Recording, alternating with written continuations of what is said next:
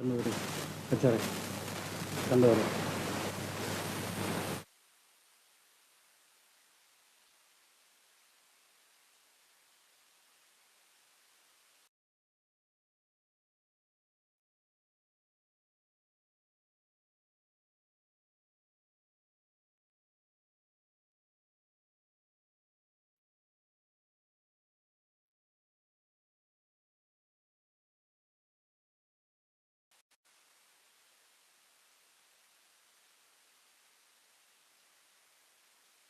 Pleasant afternoon to all who are present here and all who have joined online for the workshop today.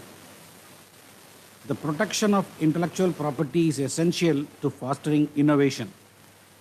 Intellectual property rights do not stifle innovation and creativity. They nurture the world's cultural and technological landscapes.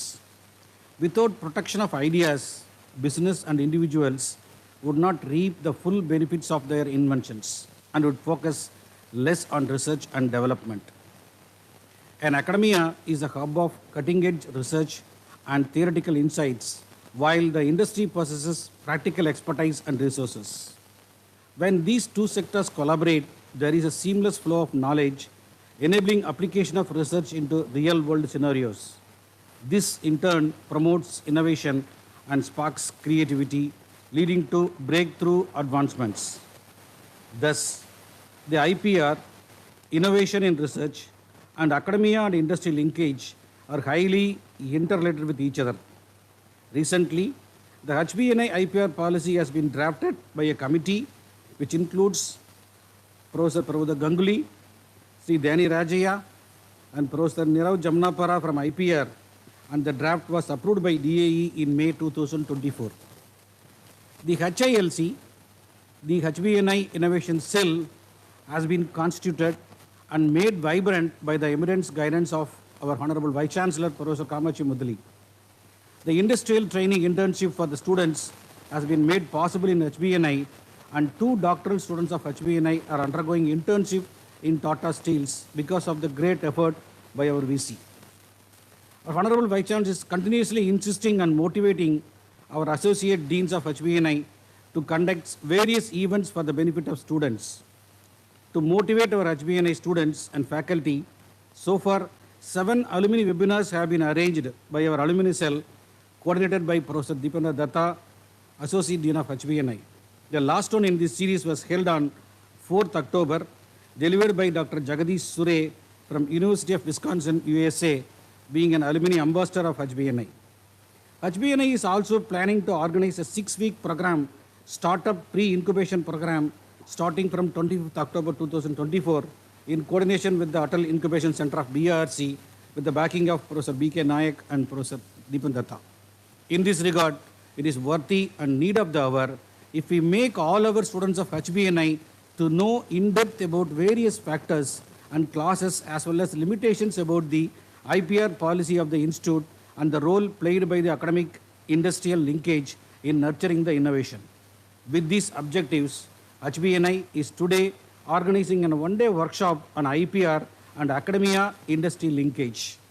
On behalf of HBNI, I welcome you for the one-day workshop on IPR, the academia industry linkage. May I request Professor A.K. Tyagi, Dean, to propose the formal welcome address. Thanks, Dr. Selvin, Registrar HBNI, Professor Kamachi Mudli, Honorable Vice Chancellor HBNI, Professor Prabodha Ganguly, Honorary Professor HBNI. I have known you for last more than 35 years when you were in Hindustan Lever. We have with us Shri Dani Rajaya, ex-member, Secretary IPR Cell DAE, Shri Daniel Babu, Head TTCD BRC, and Head EAD DAE. Registrar, other colleagues from Central Office. Last but not the least, delegates from BRC and outside BRC who have joined online. Warm welcome to you all to this, I would say, half-a-day workshop on IPR and industry academia linkages. Definition of power has changed in recent time. If you see, till about 200 years ago, the definition of power was might. Last 200 years, we say definition of power is money. Now we have entered in an era, the definition of power is knowledge. Be it a country or be it an individual. If you are knowledgeable, you are powerful. No longer first two are applicable now.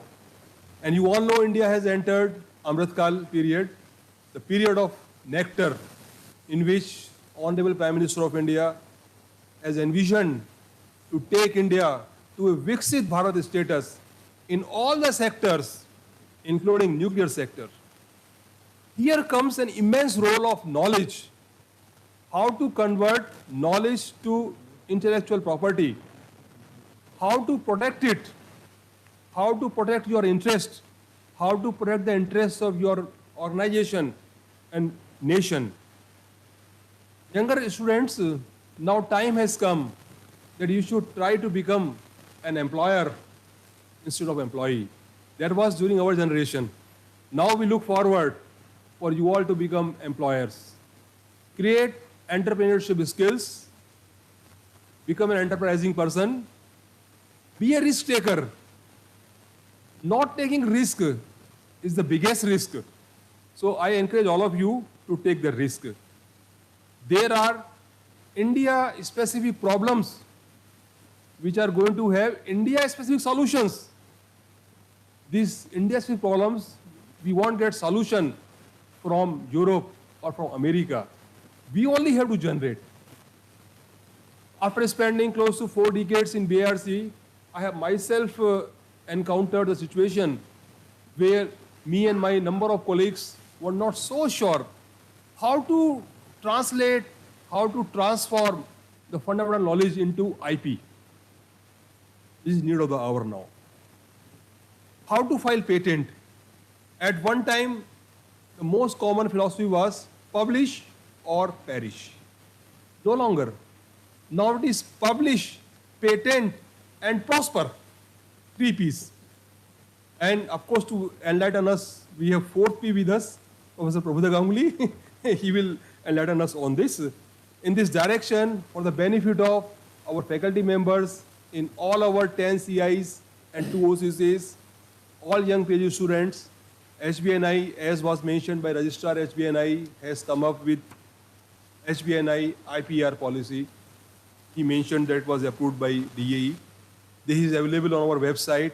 This is going to provide you a lot of insight of what IPR policy is all about, which we are referring to. We have 3 distinguished speakers in today's half-day workshop.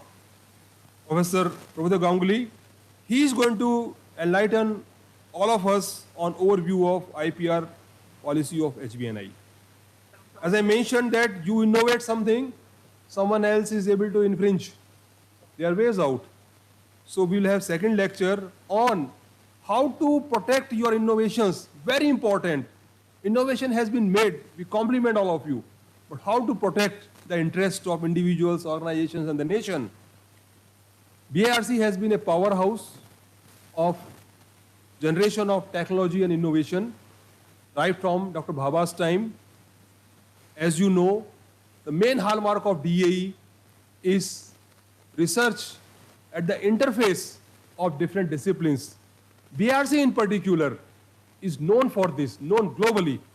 So here, our third speaker, Shri Daniel Babu, is going to tell all of you the recent technology and innovation development at BRC in different sectors. And of course, you know, in nuclear sector, as per the Atomic Energy Act, patents are not allowed. These things we'll know more from the experts. So we have curated a nice program, I believe so, a nice program, for the benefit of all those who are present online and who are present offline. Please make best use of this.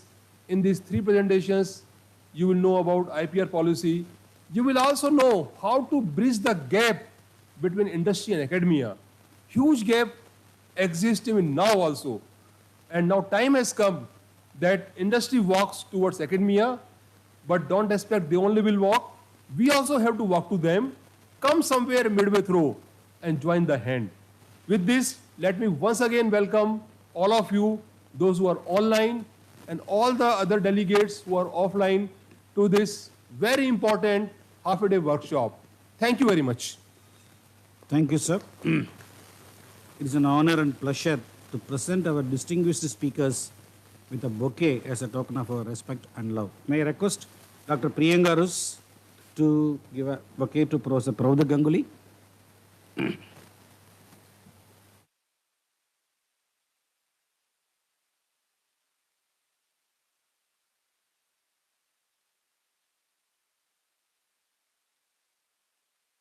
We request Ms. Sanchita Ghosh to present a bouquet to Sri Dani Rajaya.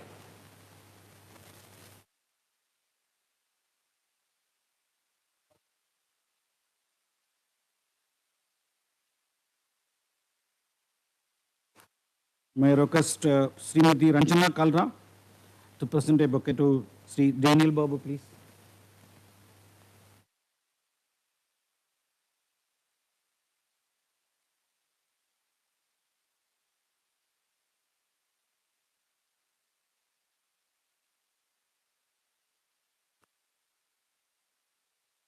Thank you all. May I request our Honorable Vice Chancellor, Professor Kamachi Mudali, to present his introductory remarks. Sir. Very good afternoon. Professor Ganguly, Mr. Daniel Raja, and Mr. Babu. Daniel Babu, and other distinguished faculties and students who have joined for this one-day workshop on IPR and industry academia linkages. And warm welcome to those who have joined offline, on both offline and online. And I'm very pleased that today we have this half-day workshop, thanks to the efforts of our registrar, that we should have such a workshop to bring an awareness about the IPR policy of our HPNI to all the students and faculties. UGC mandates that every institution, higher education institution particularly, should have their own IPR policy, like many other policies are there. So IPR policy is one of that. And so HPNI formed a committee with Professor S.K. Ghosh, former Associate Dean, as the chairman, convener. And of course, Professor Ganguly was there. Many other academic faculties were there. And we formed this policy, and after the approval by the Council of Management, DA has approved this policy, and it is put in our website. Anyone can go there and see it. The lecture is only going to give you an eye-opener to that. So you can follow particularly about various features of the IPR policy by downloading it from the website. So why that we should have an IPR policy? I think already Professor Selvin and Professor Tyagi mentioned the importance of knowledge and also importance of the patents. Today, India is, last year 2023, India has produced 90,000 patents. And if you ask me 10 years before, it was just 18,000 to 19,000. And, but it is, not a very big number. If you say 90,000 in last year. And the whole world, if you look at, China is the maximum producer of patents. 90% of the patent that is produced globally is from China. So we fall under this 10% with 90,000 patents. So you can imagine how many patents must be produced by China. So what is the use of this patent? So there is always, the students have some kind of allergy to these patents, because every student likes to have papers rather than patents. So I was fortunate to have 16 students in HBNA alone. So these, all my students, whenever I find something, there is a possibility for patenting, they will definitely, hesitate and speechless. They will not reply also. They will be just standing, sir, why not a paper?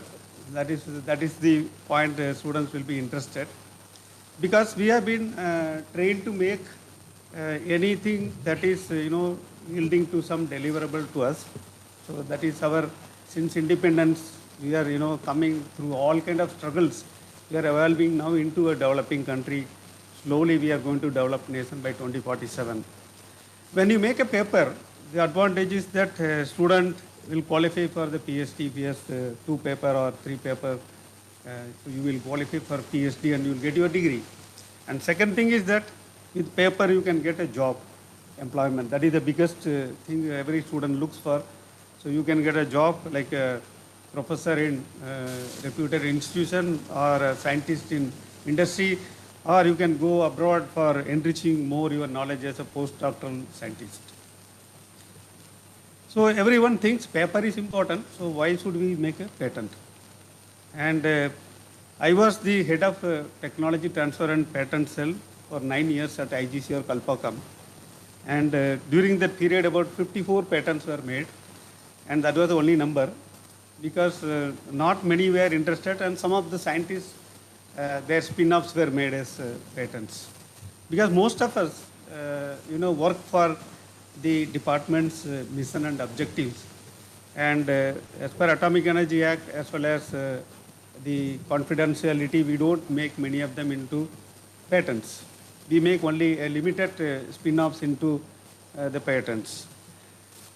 What is patent? Somebody asked me what is patent. Patent is a form of a document that is required for commercialization of a knowledge. So somebody stops with making a document, and beyond that, they don't translate this patent into a commercial product. So what we are doing today is only 50% of what is patent. Means many are making patents. The patent becomes a document and you write that number. And every year we have to pay a fee for maintaining this patent. Okay. And last year, Government of India Patents Office has granted 1 lakh patent. Okay. To maintain this patent, you can maintain up to 20 years. The patent can be maintained up to 20 years. And whichever department, whichever, the agency is getting this patent from the Indian Patent Office will pay this maintenance fee every year. This is very important point. 20 years, this, whatever your secret or whatever you call something technological, confidential information will be kept for 20 years. And I do not know right now what is the current amount. We used to pay 20,000 rupees per year for 1 patent. I do not know, we can, it is same amount or it's increased? Of course, it is increased, Daniel? It is 4,000 for the first. It goes up to 20,000 as we go. Then 20,000. Last is 40. Last 5 years is 40. Means a huge amount is involved in maintaining this patent for 20 years. Now, if you ask me, 90,000 patents were granted, 1 lakh patents were granted, 90,000 patents were filed.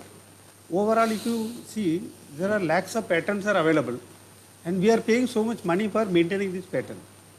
And if you ask me how many were,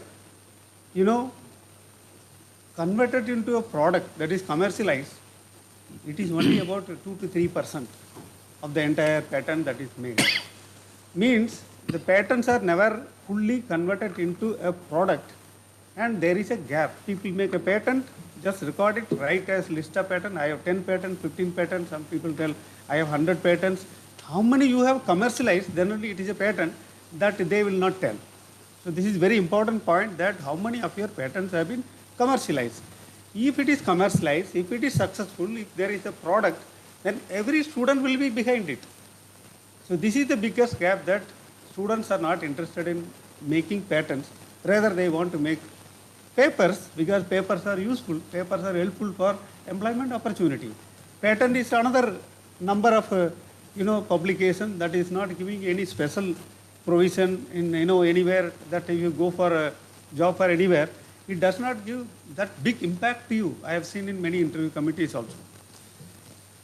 So now one more thing is that this patent, number of patents that we produce is in lakhs, but number of patents that is commercialized is less. So why is this gap? What is happening? If you look at any research that you do, any research that you are doing in a laboratory, you can classify it in technology readiness levels. Okay. technology readiness level 1 to 3 is called research. So at number 3, you have a proof of concept for the demonstration of what you call it as a research output, which you feel is going to be a very big impactful thing for technology. Now 3 to 7 scale is called development stage, where whatever you made in the laboratory scale, maybe a chemical synthesis, you make it in 10 ml or 100 ml scale, maximum maybe you will do it in kilogram scale, and you prove that it can be done, this synthesis of such product can be done. Now from that 1 kg to go to, let us say 100 kg or 1000 kg, make it like a industrial production level, that is called development stage. Then from the development 7 beyond up to say 9 or 10, beyond 9, you go into a product.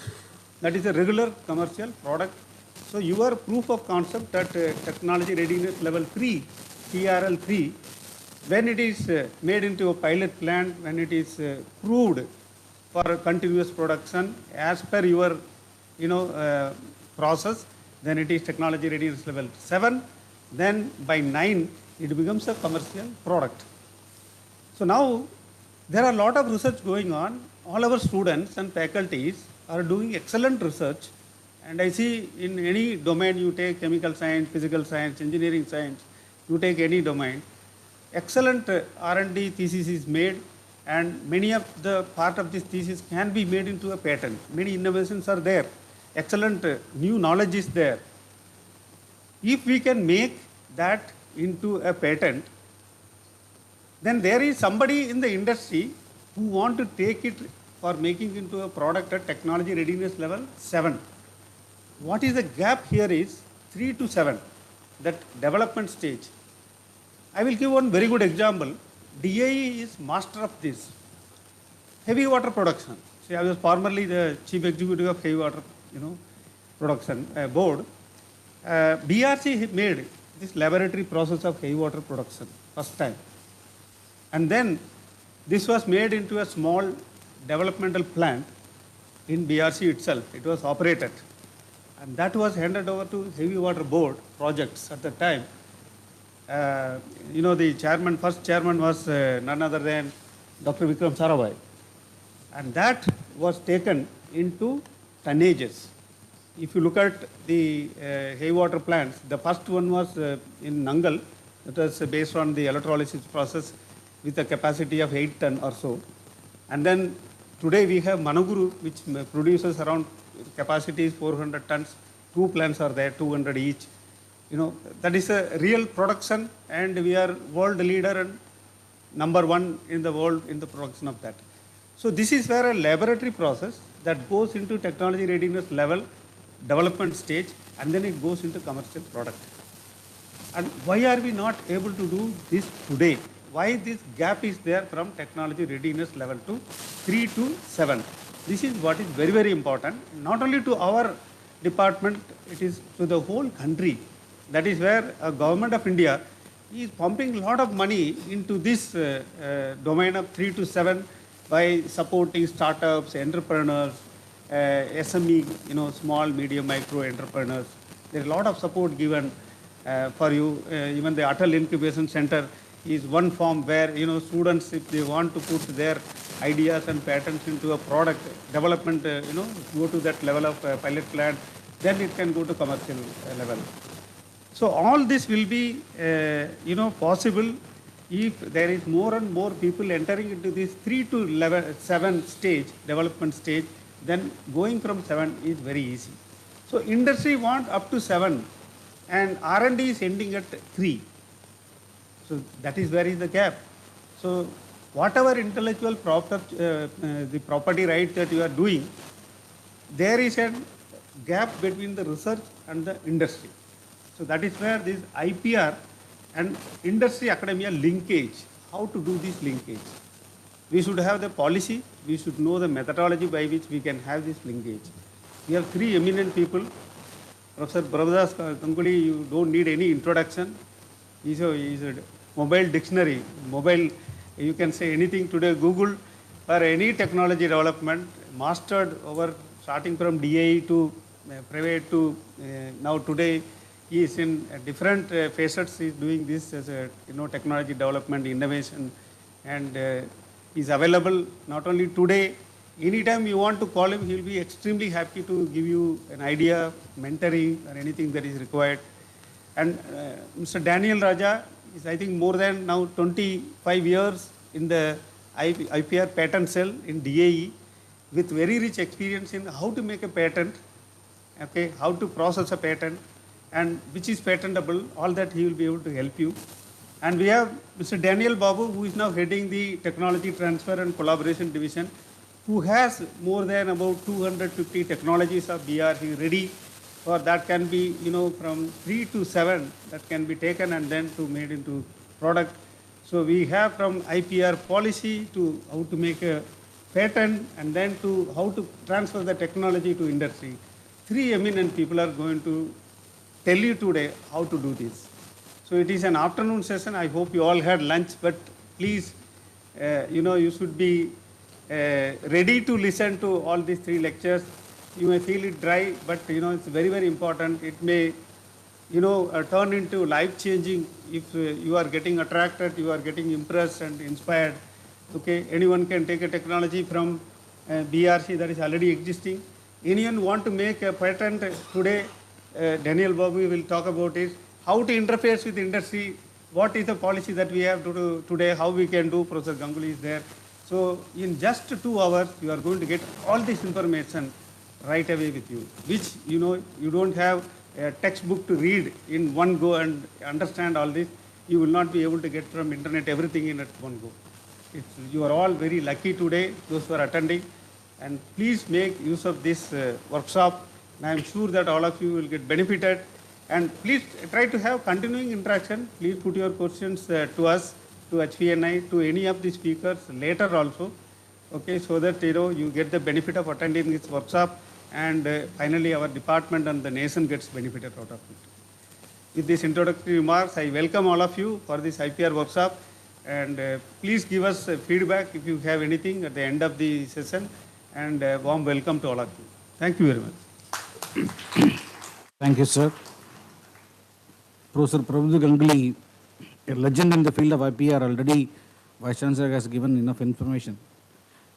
Anyhow, for the benefit of the participants, it's my duty to present his short biodata. After a PhD in chemistry from Bombay University, based on his research at the TIFR, he had his postdoctoral research in Germany, being an AVH fellow. And also he had his one more opportunity in Canada at Winchester University. He was a visiting scientist at BRC in Mumbai in 1980 before moving to the industry in 1981. He was honorary scientific consultant of innovation and IPR matters to the Office of the Principal Scientific Advisor, Government of India, almost for 12 years from 2005 to 2017. He has been a consultant to World Intellectual Property Organization since 2001. Presently, HBNI is fortunate enough to have him as a honorary professor. He is also a distinguished honorary professor at Gati Sakti Vishwavidyalaya, Vadodara, and member of the Board of Governors and emeritus professor in the Vishwakarma University, Pune. He is a member of the advisory committee of the DST Government of India. He has made 50 publications in technical fields and 80 publications in IPR itself. He has authored 6 books in IPR, different kind of combination, a technical expert as well as an expert, a legend in IPR field. The Tata Institute of Fundamental Research Alumni Association conferred on him the Excellence Award for his contributions in technology, management and IPR.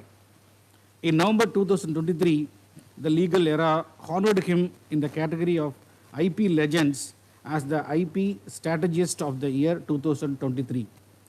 I am quite sure that if you are having an opportunity to interact with him for 10 minutes, minimum you will get 6 research problems to carry out.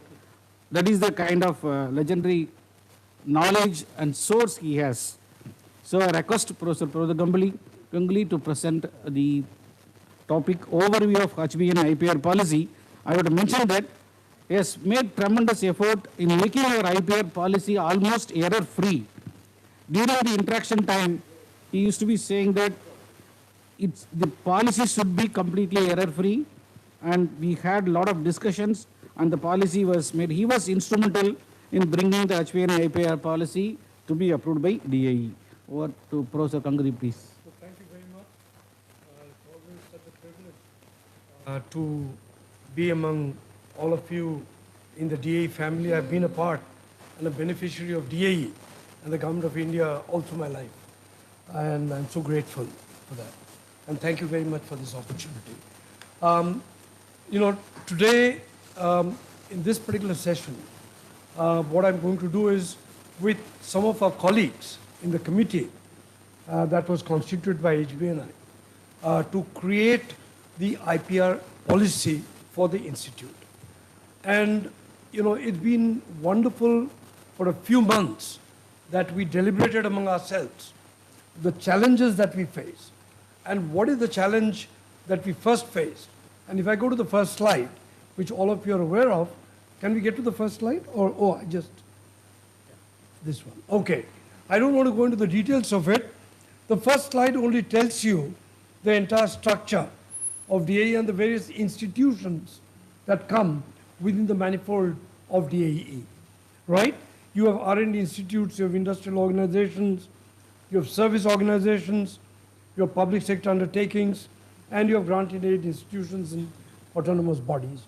And all of you attending today's session can find yourself somewhere in this slide out there, right?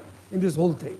So I don't want to go into details of it, just to bring it in context, that we are not going out of the DAE family, we are staying within the DAE family, where each one of us finds a place somewhere in this particular slide. That's point number one. Point number two is, when we started then looking at and focusing in from the DAE family into the HBNI family, right?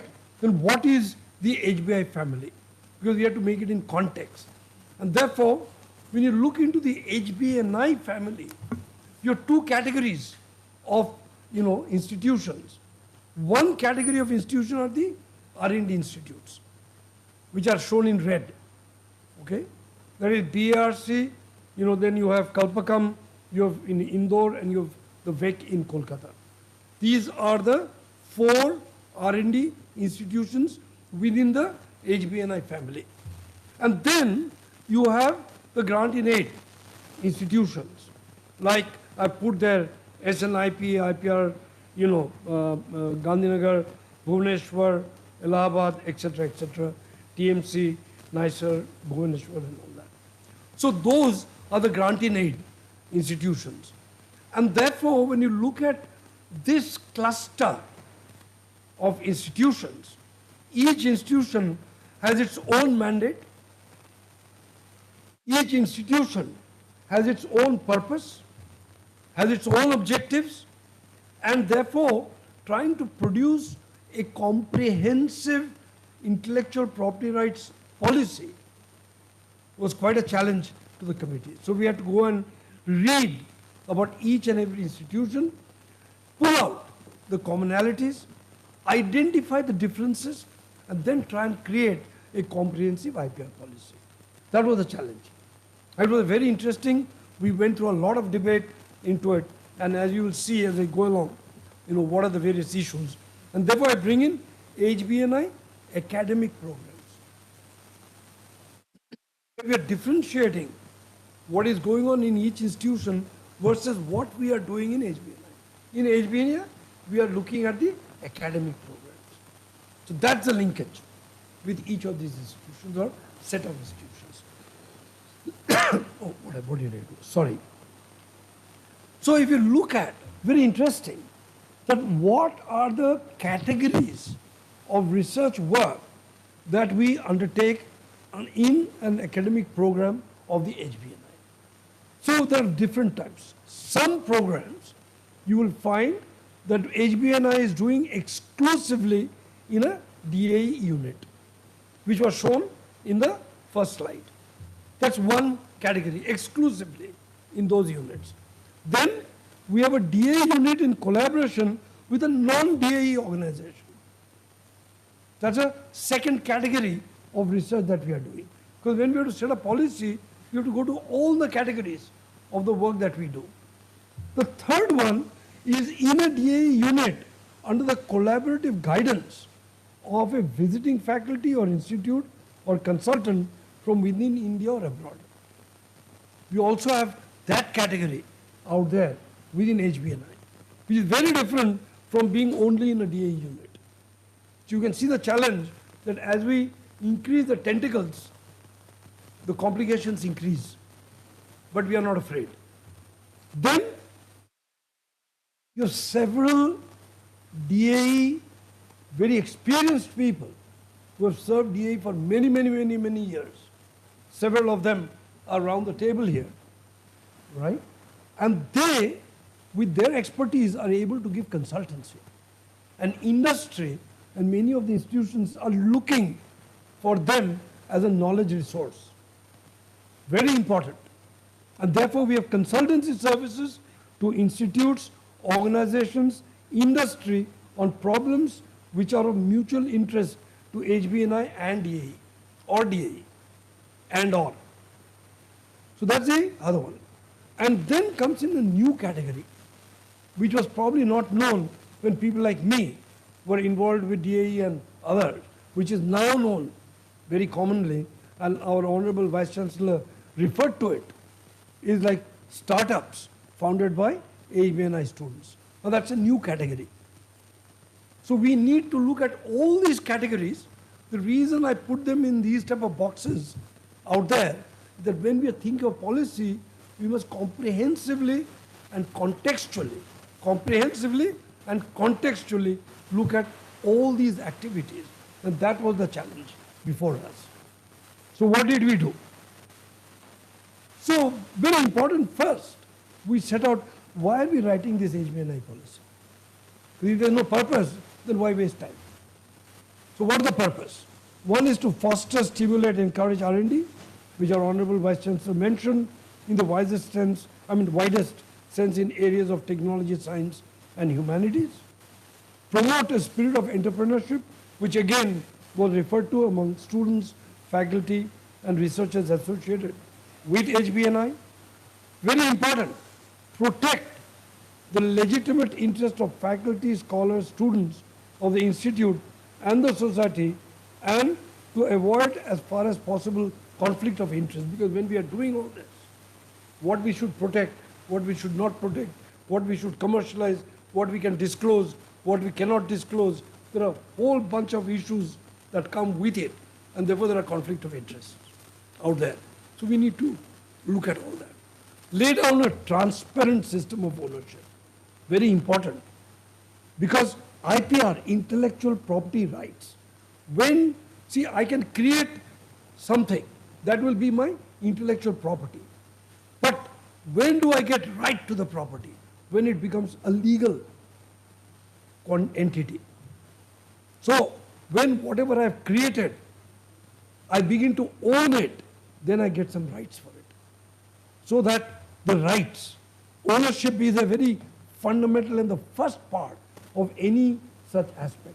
When you publish a paper, please understand, when you publish a paper, you do not own that creation. You are not the owner of that creation. In a publication, you are the owner of the publication, but you are not owner of the creation. You may find this very disturbing to hear. But in a publication, you are the author of that creation. But you are not the owner of that creation. So if I read your paper and use what is in your paper, you cannot do anything to me. All I can do is refer to you and give you a reference. Right? If I say that I have used this information or knowledge from Professor Mudali's paper, I am being ethical. But if I use it, I don't have to go to him for a permission. Please understand, I'm ethical, but I don't have to go to him to use what is in his paper to do something more to it. Very important. So ownership, so there is a difference between what IPR does and what a publication does. Number one. So very important. But we want to set a policy where the ownership issue in our institution is dealt with in a transparent manner. There will be no confusion out there, and therefore we need a policy to set the terms and conditions and the boundary conditions as to who will own what we create. Very important. Who will own what we create? That ownership part, we need a transparent system.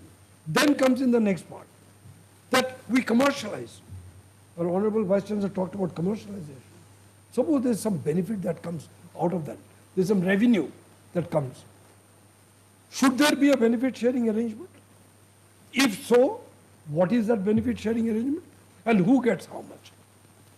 Very important. So a policy must address that issue of sharing revenues generated by intellectual property owned partially or wholly by the institute.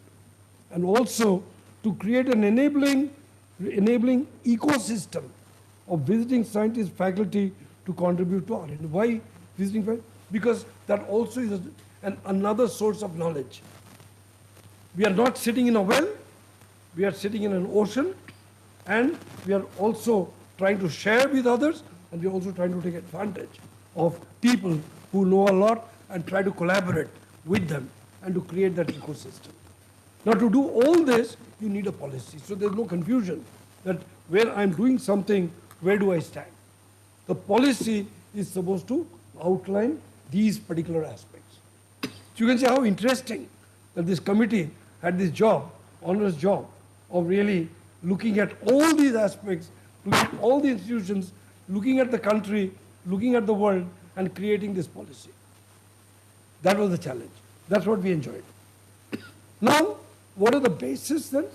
Number one is IPR is an integral part of innovation. It's not separate. And why it is integral, I will come to that part out there. In the value chain, we have an innovation value chain. Our Honorable Vice Chancellor talked about TRL 1 to TRL 9. But then at the end of TRL 9, something happens, right? It goes out. It has an escape velocity. Unless this technology develops that escape velocity, what will happen? It will just go around that orbit. It won't go out. And most of the time, we don't develop that escape velocity. Developing that escape velocity is that technology transfer. And that is where the problem comes in. So, but when will we do that escape velocity? When will we do the transfer? When I'm reasonably certain. I cannot say I'm 100% certain. I'm reasonably certain that I've protected it. And then I'm handing over to somebody. I'm transferring. But my interests are taken care of. My means the institute interest and the individuals that are involved win this. Ethics in research and respect for others' IPR. If somebody has protected it, should I use it without their permission? So that is very important. There's a legal aspect, then ethical aspect. Very important. R&D proposals and programs to meet the rigors of IPR. What do I mean by that? Very interesting. We are all, I will restrict myself to technology. All of us are involved with some technology or the other.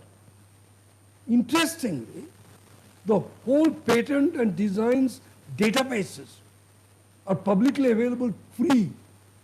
The global database is available free.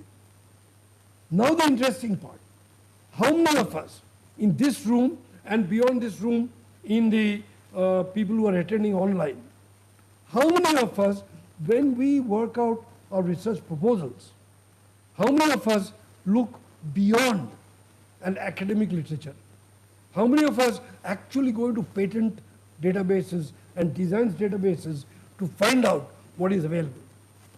You'll be shocked if I tell you that if you are today working in the area of materials, if you are working in the area of artificial intelligence, if you are working in the area of biotechnology, if you are working in the area of IoT and many of these things, more than 60% of that information is available only in patent literature.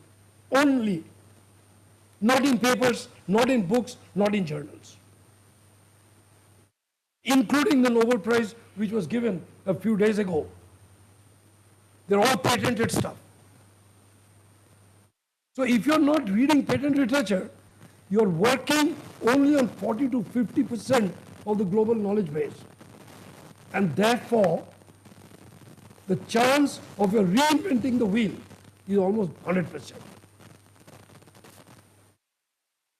Is almost 100%. So therefore, it's very important that we, when we do research, that we learn, that we are taught how to refer to patent databases and others and design our research programs. Very important. So the policy also says that. Very important. And the spirit of entrepreneurship, of course, is very, very important. Similarly, if you look at DAE units function as per DAE policy, which my colleague will talk about later. I won't go into that. The granting aids, most of them have their own policies and governance with regard to IPR. So therefore, when we want to interface from HBNI with the GIs, we shouldn't be making something which is so that can't interface. Therefore, we have to think about how to interface with the GIs, right? And to create those linkages. Not break the linkages, but make the linkages. Okay? Very important. Funding of R&D may be obtained from governmental, non-governmental, intergovernmental agencies which have their respective. So if I take money from some institution, let's say the International Atomic Energy Commission, argument purpose, they will have their IPR policy. We have our IPR policy. Do the two match? Then we need to negotiate. We need to talk. But who will talk? Somebody has to do the talking. Policy will say, who will do the talking? Not everybody can start going and talking.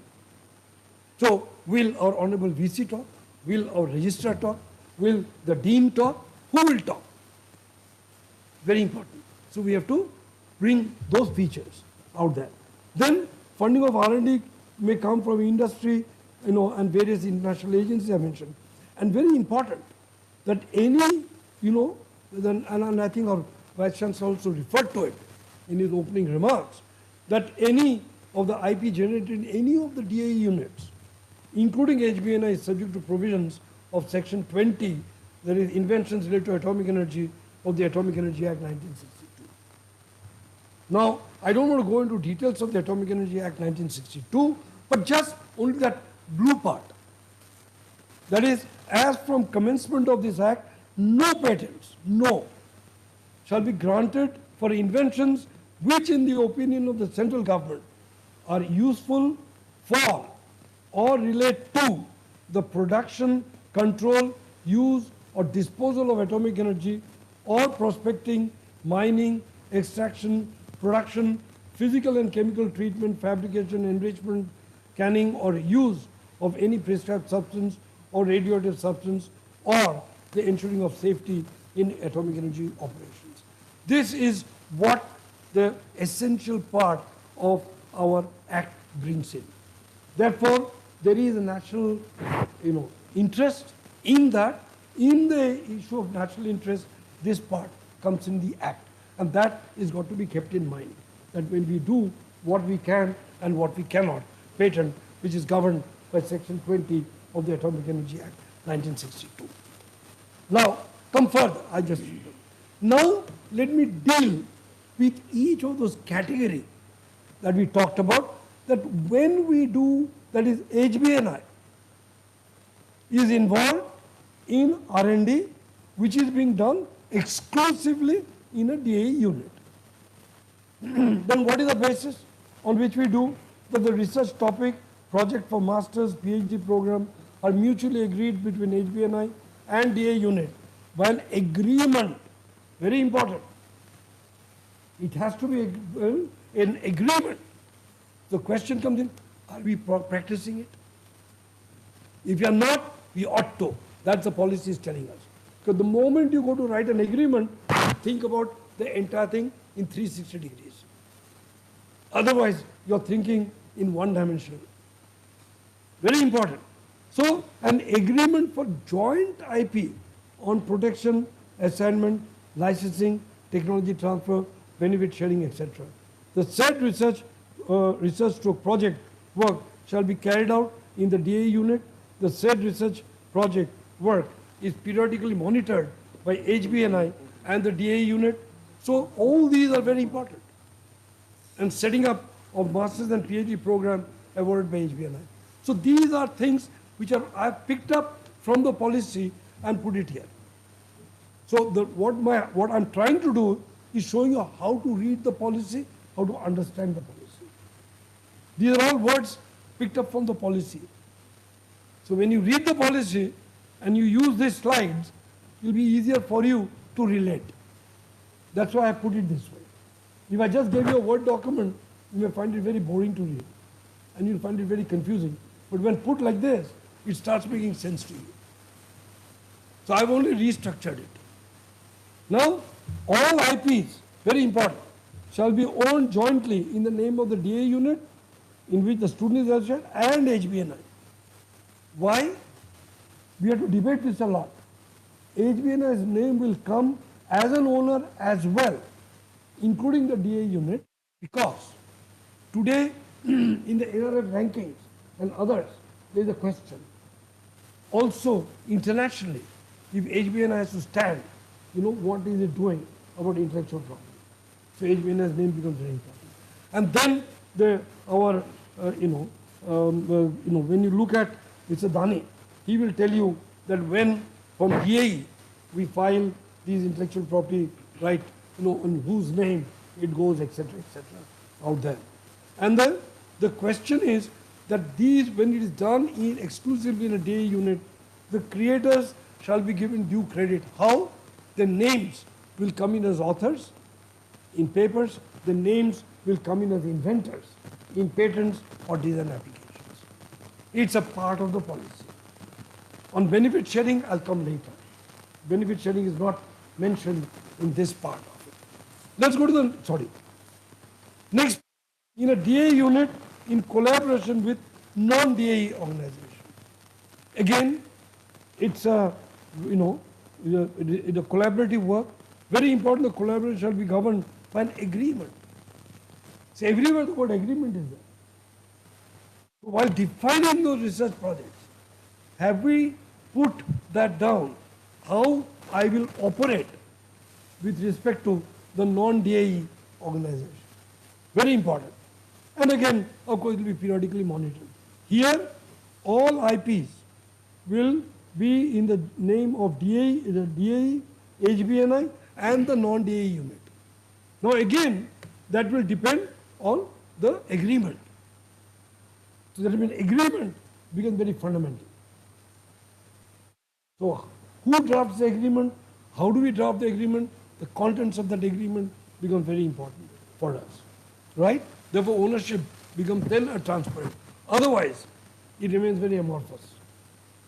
And any such amorphous thing, okay, does not give you, if you take a XRD of any amorphous system, you'll get a big hump, right? You'll not get those straight, beautiful lines which you look for. Now, then DA unit in collaborative guidance of a visiting faculty institute consultant from within India or abroad. Again, very important, we say that if you look at that yellow part on the extreme right, the name of the applicant for the non-DAE collaborative visiting faculty, etc., will be as per an agreement between DAE and the collaborator. Again, an agreement. So, we have to learn how to draft the right type of agreements. So there is no confusion. I thought, you said, I said, you thought. But I thought that you understood no such things. So these are very important part. And creators shall be given. Then you go to the next one. Consultancy services. Again, see the yellow part. The consultants, before they get involved, an agreement.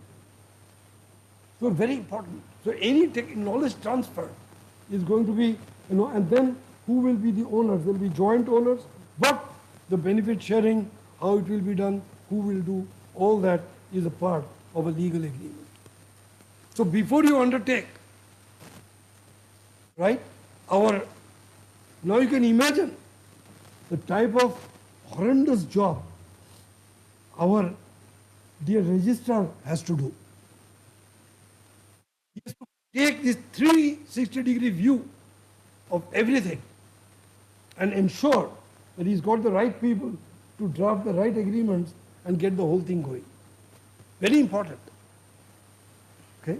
So every person in HBNI has a role, has a job to do. Startups. Since we are encouraging startups, very important that here, what are we saying? That if our students set up, creates a startup, HBNI will encourage that sort of a process. It's a part of the policy. And then we are saying that if you use some knowledge already existing in HBNI, already existing within a DA unit, you will probably use it. But then you have to take a written consent before you do that. And then we are also saying that under certain circumstances, DA may even waive off certain other type of, and give you full benefits. So there are many things in this policy which refers to these type of issues. So we are creating a new ecosystem for startups, right? So that is that part. Now, who will share the cost? We are saying that DAE IPR cell is the nodal agency, and that will come more from Mr. Dani and Mr. Daniel. Therefore, I don't want to go into that out there.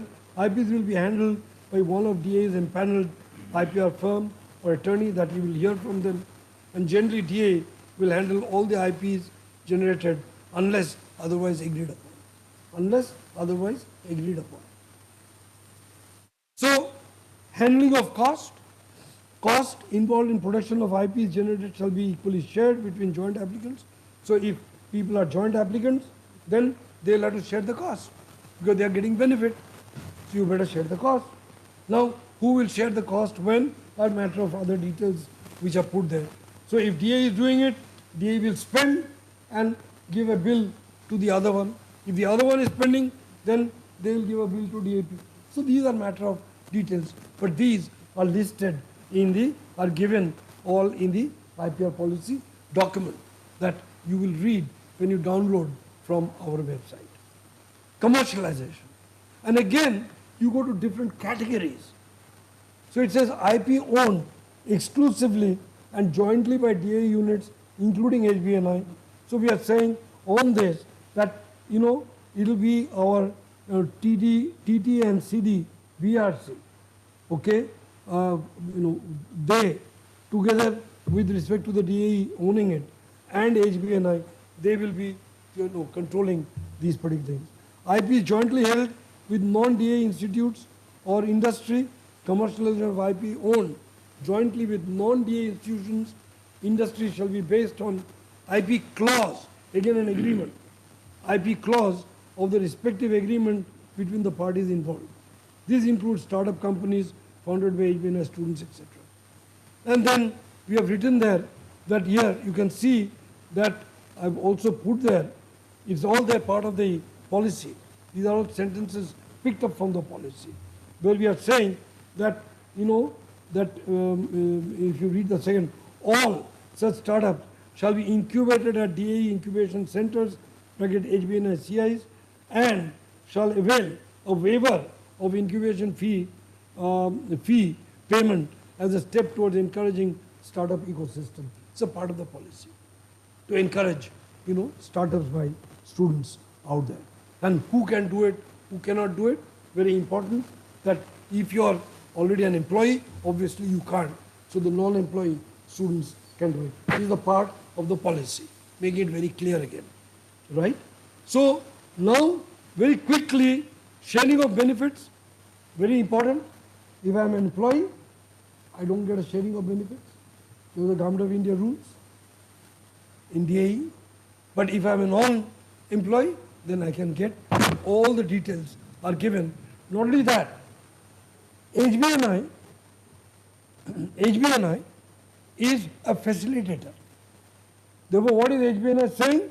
That HBNI will share 70% of its effective earnings from commercialization of IPR with non-employee students who are the creators of the said area. So 70% will be shared. 30% HBNI will keep. Of what? Of the effective earning after the expenditure. Right? After the expenditure. So suppose we spend 10 rupees. Sorry, we earn 10 rupees and I spent 5 rupees to get all the IP, etc. The effective earning is 5 rupees. 70% of the 5 rupees will be shared with the creators. And what will we do with the rest 30%? Very simple.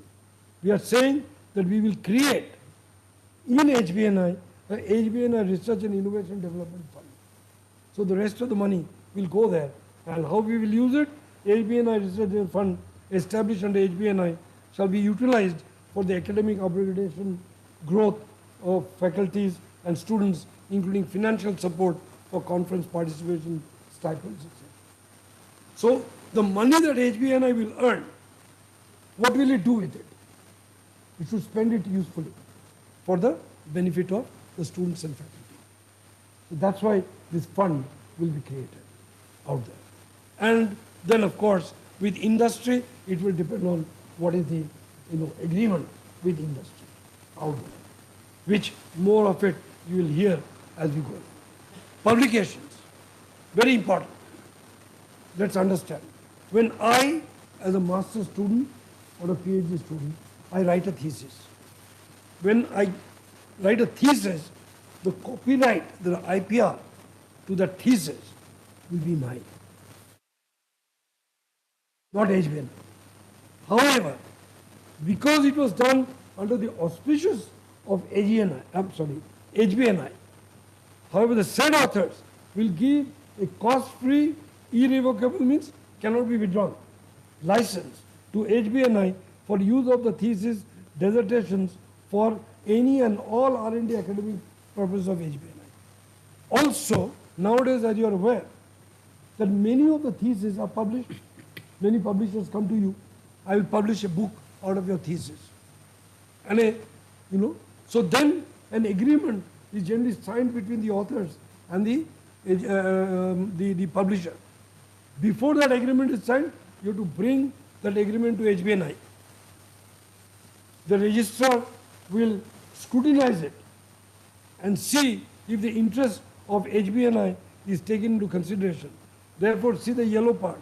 All agreements between the non-employee students and researchers, the journal stroke any media publishers shall also be cleared by the associated DA unit stroke HBNI to ensure that the interest of the associated DA unit and HBNI remains protected. All this is a part of the transparent IPR policy. Of course, if there is an influence, somebody is copying you, your patent, somebody is copying your things without your permission, what do? That's an act of infringement. So to bring that, you will again bring it back. So we have written whom you will bring it to the notice of, and that will be taken care of. I will not go into details on the withdrawal, renewal, they have to be renewed. But when do we renew? A very important part. The Honorable VC had said that for 20 years you have to renew. You pay a lot of money. But if my thing is not commercialized, why should I renew? Therefore, HBNI, together with a committee, will make an assessment every year. Should we renew? Should we not renew? Should we spend the money? Should we not spend the money?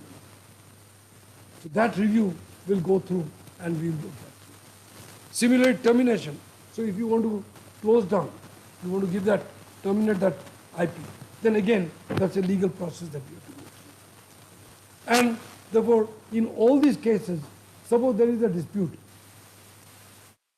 we'll resolve it you make it very clear in the policy, disputes, if any, between HBNI, the inventors, creators, I know I as a creator, say my name should have been there, but it's not there. I have my right to raise my voice. Right? Now, whom will I vent it to? It says the aggrieved party may appeal to the Vice Chancellor, and the Vice Chancellor may form a committee of experts to address the concerns. How the verdict of the Vice Chancellor will be final and binding on him. So here, this is where the policy is. So I thought I'd just give you a complete rundown of all the 22 pages of the policy. So now, when you take this PowerPoint presentation, keep it next to you and read the IPR policy, it will make more sense. Thank you very much.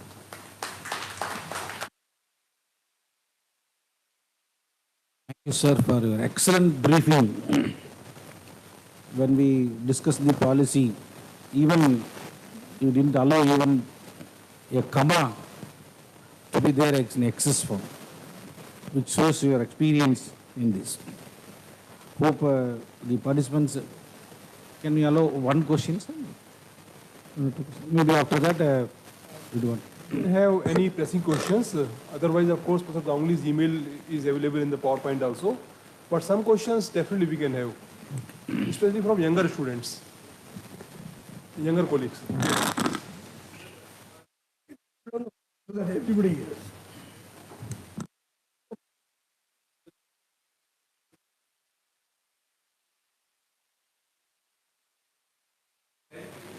Very good question. So what we will do, I think we should do this as a follow-up to this. There are a whole bunch of databases. There are databases from the World Intellectual Property Organization, the database of the Indian patent, our Indian patent database. We have from the European Patent Organization. We have from various others.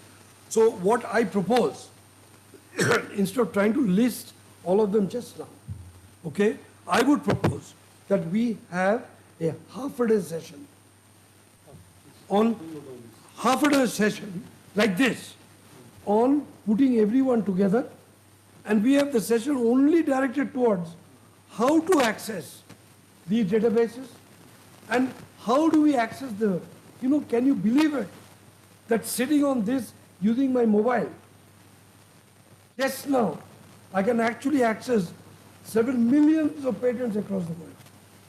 Millions. And that much of information is accessible. Millions, not one, two. And important part is, why do we access them? Not to find out how many patents are there, no. Because each patent is a technical document. And when we read those patents, we map the technology and find out A, what is known, B, what is protected. Therefore, when I design my work in such a way that either I learn how to bypass that or I get a lot of ideas from that and create my own innovation. Brilliant question, but to do justice to your question, we need a half-a-day session. But thank you for asking. Thank you, sir. Surely we will arrange a discussion forum.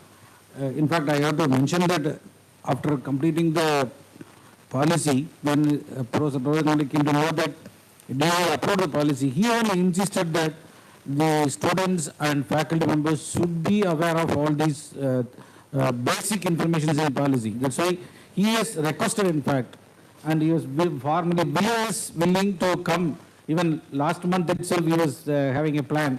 But because of our Vice Chancellor's and Dean's advice, we have combined these three. Hope we will have a sure session, sir, in the future. Thank you very much for your briefing, sir. Next, we will take the protecting innovations. I would like to introduce the speaker.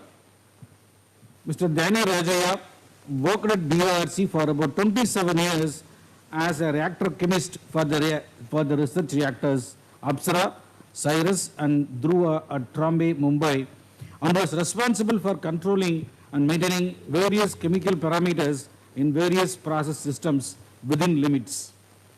He joined Nuclear Control and Planning Wing, NCPW, at DAE Secretariat in 2014 and is associated with various intellectual property activities of DAE. He was a member secretary DAE IPR cell for about 10 years till he retired in August 2024. He has delivered lectures on intellectual property rights to trainee scientific officers, PhD students, postdoctoral students, and HBNI faculties at various units of DAE to bring about awareness on IPR. He has also delivered lectures at various colleges and universities in India. He is a visiting faculty for IPR at the Center of Excellence in Basic Sciences, an institute jointly launched by the Department of Atomic Energy and the University of Mumbai. So may I request Sri Dani Rajaya to present his talk. Thank you, Professor Selvin, for that nice introduction. Thank you, Professor Tyagi, Professor Ganguly, and more importantly, our Vice Chancellor, Dr. Kamachi Murli. Thank you for all the distinguished faculty and students of HBNI attending online and offline.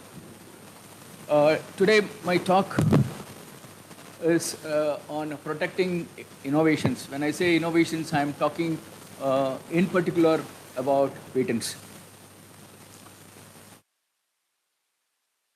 We'll start with what intellectual property is all about, a couple of slides on that. I'll start with a quote on intellectual property by Professor Anthony Niblett, Professor of Economics from the University of Toronto. He says intellectual property is the most basic form of property because man uses nothing to produce it other than his mind. So it is basically human creativity that comes up with intellectual property. I have another interesting quote from Agatha Christie, very interesting. It says, I don't think necessity is the mother of invention. Invention arises directly from idleness, possibly also from laziness to save oneself of trouble. Many times we see, especially with people who are very sharp and intelligent, they tend to be a little lazy and they try to work out things, how it can be made simpler and easier. So at times we come up innovations out of that too. So what is intellectual property? World Intellectual Property Organization, WIPO. WIPO is one of the 15 specialized agencies of the United Nations. It defines intellectual property as an intellectual property that is a result of human creativity used in commerce. It includes inventions, literary, artistic work, design, symbols, names, images, etc. So what is intellectual property right? Now, many times people get confused about intellectual property and intellectual property rights, and they mix up these two. So I thought I'll put a slide on that. Intellectual property rights is a legal right vested on the intellectual property that protects the owner of the intellectual property. Now, for example, an idea or an invention is an intellectual property, and the patent that is registered is the right over that intellectual property. So on and so forth for trademarks, designs, copyrights, and trade secrets. These are the different types of intellectual properties for those who are not well accustomed with different intellectual property rights. Property rights, copyrights, for example, are the rights of creative artists. Trademarks and geographical indication are the rights for business owners, and the others are for the rights for innovators. Now, for trade secret, I have put deliberately in a different color. In India, trade secret is not recognized as a separate intellectual property. It is protected by what we call common contract law or a non-disclosure agreement. Maybe in the future we may have a separate specific act for trade secrets. Coming to the main topic that we're going to discuss in my talk.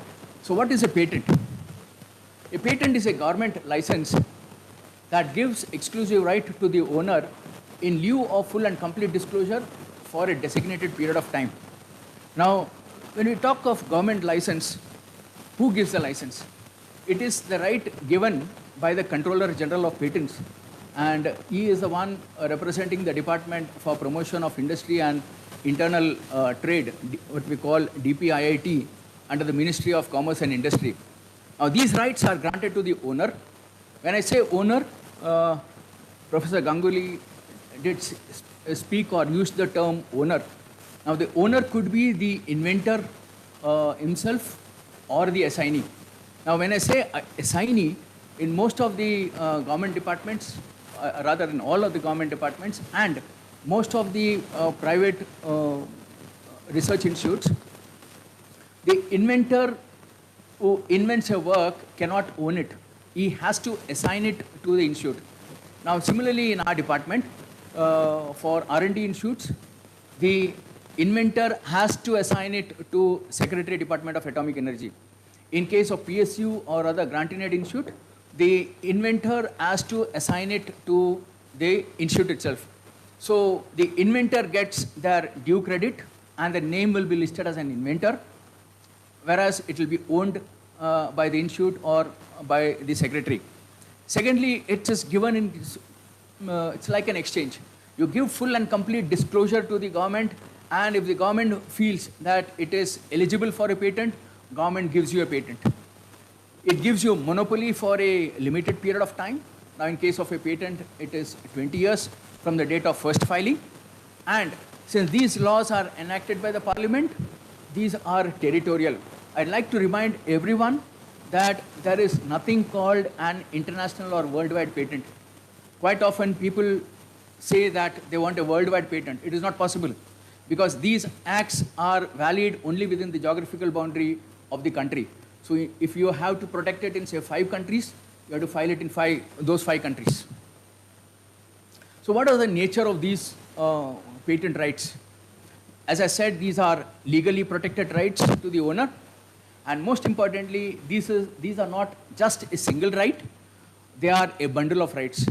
When I say a bundle of rights, these are rights which prevent others from, in case of a patent, prevent others from making, using, selling, licensing, or importing without permission. Now, most of the IP rights are what we call negative rights because these are not affirmative in statement. It doesn't say what you can do. It says what you can prevent others from doing. It's not like an affirmative right, say for example, the right for education. So it is a negative right. It only tells you that you can prevent others from doing certain things. As I said, these are territorial in nature. They are granted to the owner and it is valid for 20 years from the date of first filing. So what is the rationale behind IP protection, or what is the need, or what is the idea behind it? It is to, first of all, encourage creativity. Government wants to stimulate and promote creativity in the society, and that is the reason, one of the reasons why we need to protect IP. And in return, government rewards the innovators with some exclusive rights. It is also to encourage innovators to do R&D. And when I say encourage, R&D just doesn't come like that. You need to invest a lot of money, invest a lot of resources, manpower, etc. And in return, government permits those innovators, when they have invested so much money, to exploit their innovations for economic gains. And lastly, it also helps development of the society. When I say for societal benefit, it helps make this technology available to the public for them to have a better and a comfortable life. Coming to the most important part, so what are the basic criteria for grant of a patent? For the invention to be patentable, the first 3 conditions are the conditions that are followed worldwide. The patent needs to be new or novel. It should be non-obvious, or in other words, it should involve an inventive step over and above the already existing knowledge. And thirdly, it needs to be useful or have an industrial application. Now, these are the 3 basic criteria followed worldwide. However, we do have a 4th criteria, what we call, it should be a patentable subject matter, meaning that the invention should not fall under the list of non-patentable inventions as mentioned under Section 3 and Section 4 of the Patents Act 1970. Now, these are specific to the Indian context. Similarly, such conditions are there for some of the countries outside India. This is basically to protect the interest of the country. This is the same slide as the earlier one. I made it more pictorial so that you'll be able to remember it. We'll just see in brief what these three criteria are. When I say novel or new, it means that the invention will be patentable only if it is not known to the public, not described in any written or oral form, or the product should not have been offered for sale or used publicly before filing of the patent. Now, one thing that you need to remember is that novelty has to be worldwide. Even if we are filing a patent in India, the novelty needs to be worldwide. So, worldwide novelty is a must. Here I'd like to talk about publications. We need to ensure that scientific publications are withheld till the patent application is filed. Moving on to the second criteria, what we call non-obviousness. The invention should have a technical improvement over and above the prior knowledge that is already available. Or it can also have economic significance. But it should not be obvious to a person skilled in that field. The obviousness should not be there. There should be some inventive merit in the invention. Just give you a small example of novelty and obviousness. Now, these are the two equipments which we normally see, and helmet and a torch, which are widely used in the industry. Now, assuming a person has combined these together for the first time, and a torch mounted on a helmet, it was probably novel at the first time, at the first instance, whoever did it when he did for the first time. But does it have an inventive step? Is there any inventive merit in this? No. The person who did it for the first time, yes, it was novel, but he has just combined two things. So it lacks the inventive step. It is obvious to a person skilled in the field. Meaning, a person who has been regularly using an helmet and a torch separately, for him it is obvious to combine these together. So there is no inventive merit in the invention, if at all somebody calls it as an invention. The third criteria, usefulness. The invention should be capable of being made or used in industry. By this I refer, or I mean, that it doesn't refer to large-scale production, rather it refers to the usefulness of the work, indirectly referring to the societal benefit. Coming to the fourth criteria, what we said about non-patentable inventions. Section 3 and Section 4 of the Patent Act talks about non-patentable inventions, again on the Indian context, which I feel as researchers and innovators, one need to know this. I've listed Section 3 in brief. Any scientific principle, abstract or frivolous theories cannot be patented. Anything that is contrary to public order or morality cannot be patented. For example, somebody says that I have a device. If you would commit suicide with that, death is guaranteed. It is against the societal morality. It is not allowed, not permitted. Any form of a new substance cannot be patented. Mere mixture of two compounds, again, not allowed. Discovery of natural substances, not patentable. Process for medical, surgical, curative, diagnostic, therapeutic treatment for humans and animals, not patentable. This is kept in mind basically to see that medical treatment for humans and animals are within the limit, affordable to the common man. However, this is not there in the Western countries. These are allowed. Probably that is one of the reasons why medical treatment is expensive in the West. Literary, dramatic, musical, artistic work cannot be patented, as these are covered under copyrights. Mathematical, business methods, algorithm or computer programs, again, cannot be patented. We are like to tell that computer programs per se cannot be patented, but a computer program with an hardware which is part of the innovation, and if it fulfills the conditions of the three primary conditions for patenting, can be patented. Topography of integrated circuits, again, cannot be patented because these are covered under semiconductor and integrated circuit layout designs. Methods of agriculture and horticulture cannot be patented, and again, traditional knowledge cannot be patented.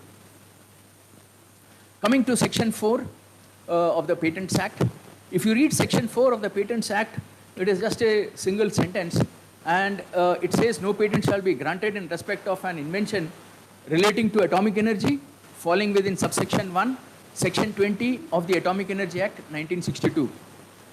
Professor Ganguly read out the subsection 1, Section 20 of the Atomic Energy Act, and if you would see this, it covers anything and everything that is related to atomic energy. If I could paraphrase it and make it more simpler and easy to read it, this is how I put it. Inventions in the opinion of the government which are useful for or related to exploration, starting from exploration, mining, extraction, production, physical and chemical treatment, fabrication, enrichment and preserving, or production, control, use or disposal of atomic energy, or safety in atomic energy operations, or use of any prescribed or radioactive substance for the purpose of atomic energy shall not be granted a patent. So we thank our forefathers who granted who drafted Atomic Energy Act, and this has basically helped our department to carry on with our mandate for production of power. Otherwise, probably our hands would have been tied up. All the Western countries would have filed their inventions related to atomic energy, and we would not be able to progress. So this has helped our department to thrive. But at the same time, I'd also like to tell you that this hampers us from filing patents related to atomic energy. So that is one of the reasons why we at our department are able to file only a few patents every year. Though, as VC said, our mandate is to produce power. So all our work has been projected and focused for production of atomic power. And whatever innovations that we come across, which has what we call spin-off technologies, which has societal benefit, is what we patent. So that is one of the reasons why number of patents from DAE is less. So what is patentable in India? We saw what is not patentable. We saw the 3 criteria. So what is patentable in India? A process that includes a method or a manner of manufacturing a particular product is patentable. We can also patent a product which could include a machine or a device or composition of matter. Software which has a technical application to industry used with a special hardware, or significant improvement to any of the above. And these are what is patentable in India. To give you a small example, I've taken the case of a car tire, just to highlight and tell you that we can have 2 types of patent, a process and a product. In case of a process, we can have method of making the tire. For a product, we can have machine for making the tire. We can have a device for making the tire thread. And we could have a composition of the rubber that is used in the tire. So these are the different possible tires broadly classified as or categorized as a process and product patents. Can you just make Yeah, one sure. small comment? Sure. On this? Yeah. And that is, what he has put here is only for the tire. But if you look at in the tire, you also have the frame. So you make some changes on the frame, right? Those can also form. In fact, there are lots and lots of patents now on new types of wheels. So I don't go only on tire now. Wheel. See, there's another way of thinking. Am I talking about tire? No. I'm talking about wheel. So the frame of the wheel and, the border and all those parts, they all can also be patented. So you look at a tire, you can also look at it as a wheel. You look at all the components of the wheel, right? And then you can come on the material of the wheel. There's a whole bunch of things on strength of material, the design of it, a whole bunch of things. I just thought. Thank you, Professor Ganguly. So, do we have any alternatives for patenting? Yes, we do have. Now, what are they? The first one, I call it an aggressive approach. Why an aggressive approach? For two things. First thing, even if your invention does not fulfill the basic criteria for patenting, you can keep it as a secret and protect it. Secondly, even if it is patentable, and if your plan or your vision is to protect it beyond the 20-year period, again, you can keep it as a secret. The classical example being the composition of Coca-Cola, which is a closely guarded trade secret for more than close to 150 years. However, there is a risk involved, especially if it's a mechanical device. Your competitors can reverse engineer it, maybe even patent it and commercialize it. So you need to weigh the pros and cons before you step into. The second method, which I call it as a defensive approach, in case you do not want to patent your work, the best thing is to publish it. When you publish it, what you are doing, you are literally blocking others from patenting it, because your work will be a prior art and it will be in the public domain. The last one, I call it a charitable approach. You do nothing. It literally giving it free of charge for others. Professor Ganguly spoke about the phrase, publish or perish. Now, this is a very common phrase, and rather I call it a practiced approach by our researchers and scientists, especially when they work for an R&D institute. The primary goal is to publish their work as soon as possible, just so that they are the first one to do it and to show it to the world what the research is all about. So why not have the best of both the worlds? So what we normally do is we ask our researchers to first analyze the work and see whether the results or the findings has any commercial value, and if so, then they need to protect it. However, if they feel that it may not have much commercial value, the best thing is to go for a defensive approach, publish it. And even if you are able to protect it, you need to see whether it can be reverse engineered. And if it can be, the best one is to go for a patent. Otherwise, I give you the example of Coca-Cola. You can maintain it as a trade secret. Coming to a patent specification. Can I just make, Yeah, sure. just to clarify, as you rightly said, you can file a patent. It takes time to get a patent. But you file a patent, let's assume that you filed a patent at 10 o'clock today. At 10:01, you can publish it. When you have filed, protected yourself, and published. But if you publish it at 10 o'clock, you can't file a patent at 10:01. Why? Because you have already put it in the public domain.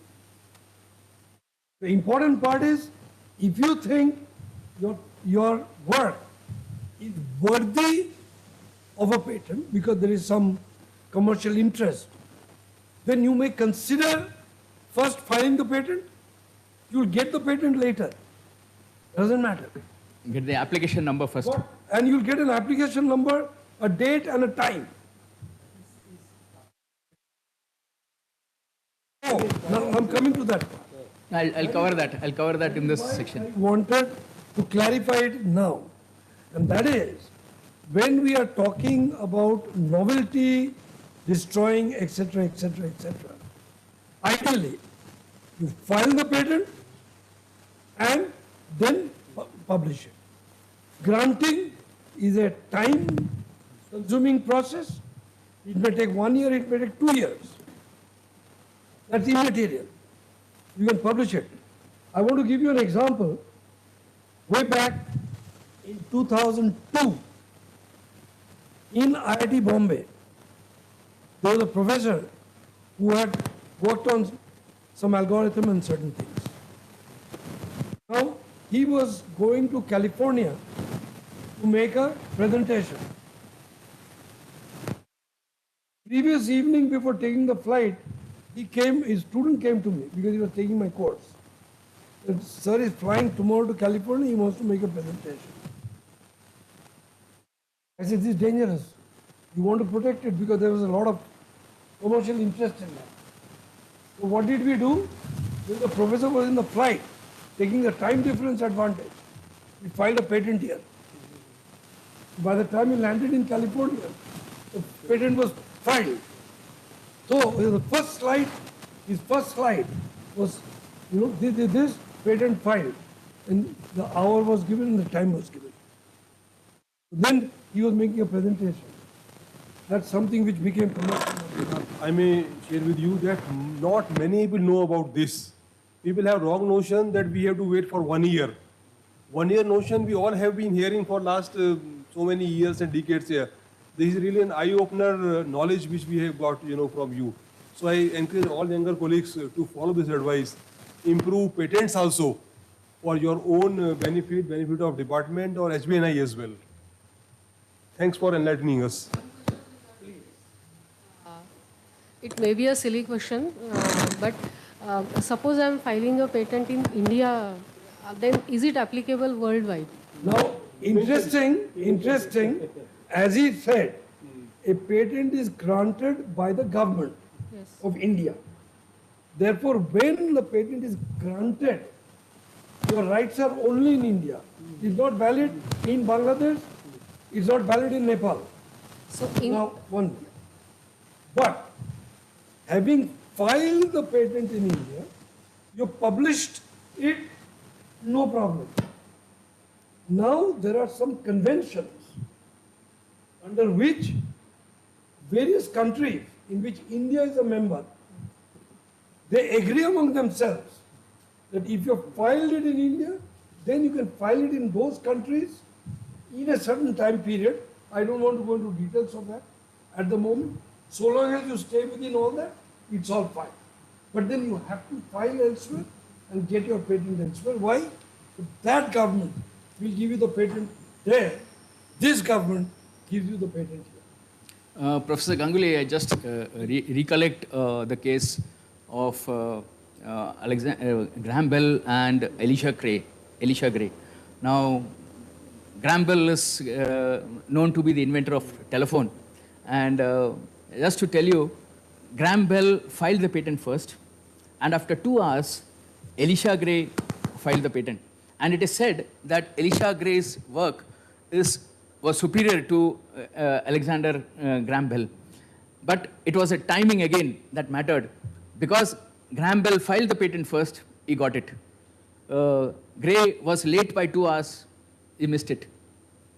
But also I won't go into details, but we can do it some other time. I had written a huge chapter about 3 years ago on CRISPR genes. Right? Now, interestingly enough, CRISPR genes, when these were worked on, there are two parties. You know that there's a party in California and there's a party in MIT. Right? Those of you who work on CRISPR genes. Right? One of them got the Nobel Prize. Correct? Now, it was just parallelly I wrote that chapter. I can share it with you people. But interesting. The patent, the first patent on that was actually filed. The first one was filed by the MIT group. Then came in the California group, right, to file. And this fight is going on. Who filed it, who got it first? And the interesting part is when they have gone to the analysis, whether one is contained in the other. Is one a subset or not a subset? And all this fight is still going on. Very interesting. So these are matter of details. We can go into it on some other day. But important part, if you think, as you rightly said, if you think your work is of a certain possible commercial value, possible, you may like to get it evaluated for patentability and go and file the patent before you publish. Over to lecture. Yeah. Now, Professor Ganguly also said in his talk that a patent specification is a legal document. Now, what does this contain? So just to tell you what is a patenting procedure after an invention is done, what we do is a patent specification is drafted. We give it to an expert who is a patent attorney to draft it. The patent application is then filed in the respective, the appropriate territorial patent office. It is scrutinized by the patent office, and then the patent application is published in that patent journal. Normally it is done within 18 months, but again, this is India, so we have a Tatkal system. We pay extra money and get it immediately published, which normally we do it in all the cases from DAE. And then we have what we call, India is one of those countries where we have a pre-grant opposition. We have two types of opposition: pre-grant, that is after the patent is published in the journal, but before grant. And the second opposition is after grant, but within 12 months.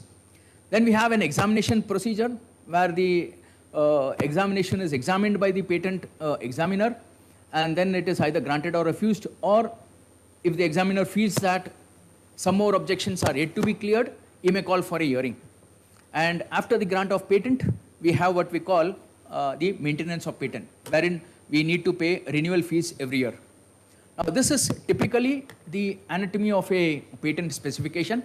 It starts with the title, the field of invention, the background, what is the prior art, what was a problem in the prior art, and what is the objection or the object of the invention, what is the summary of the invention.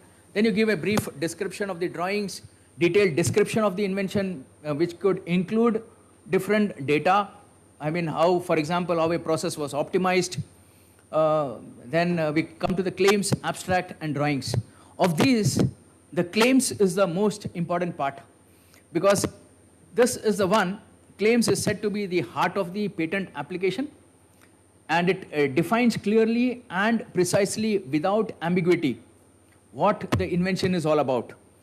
And it basically sets the boundary of the invention, primarily to warn the competitors that they should not infringe on your work, because that could lead to infringement.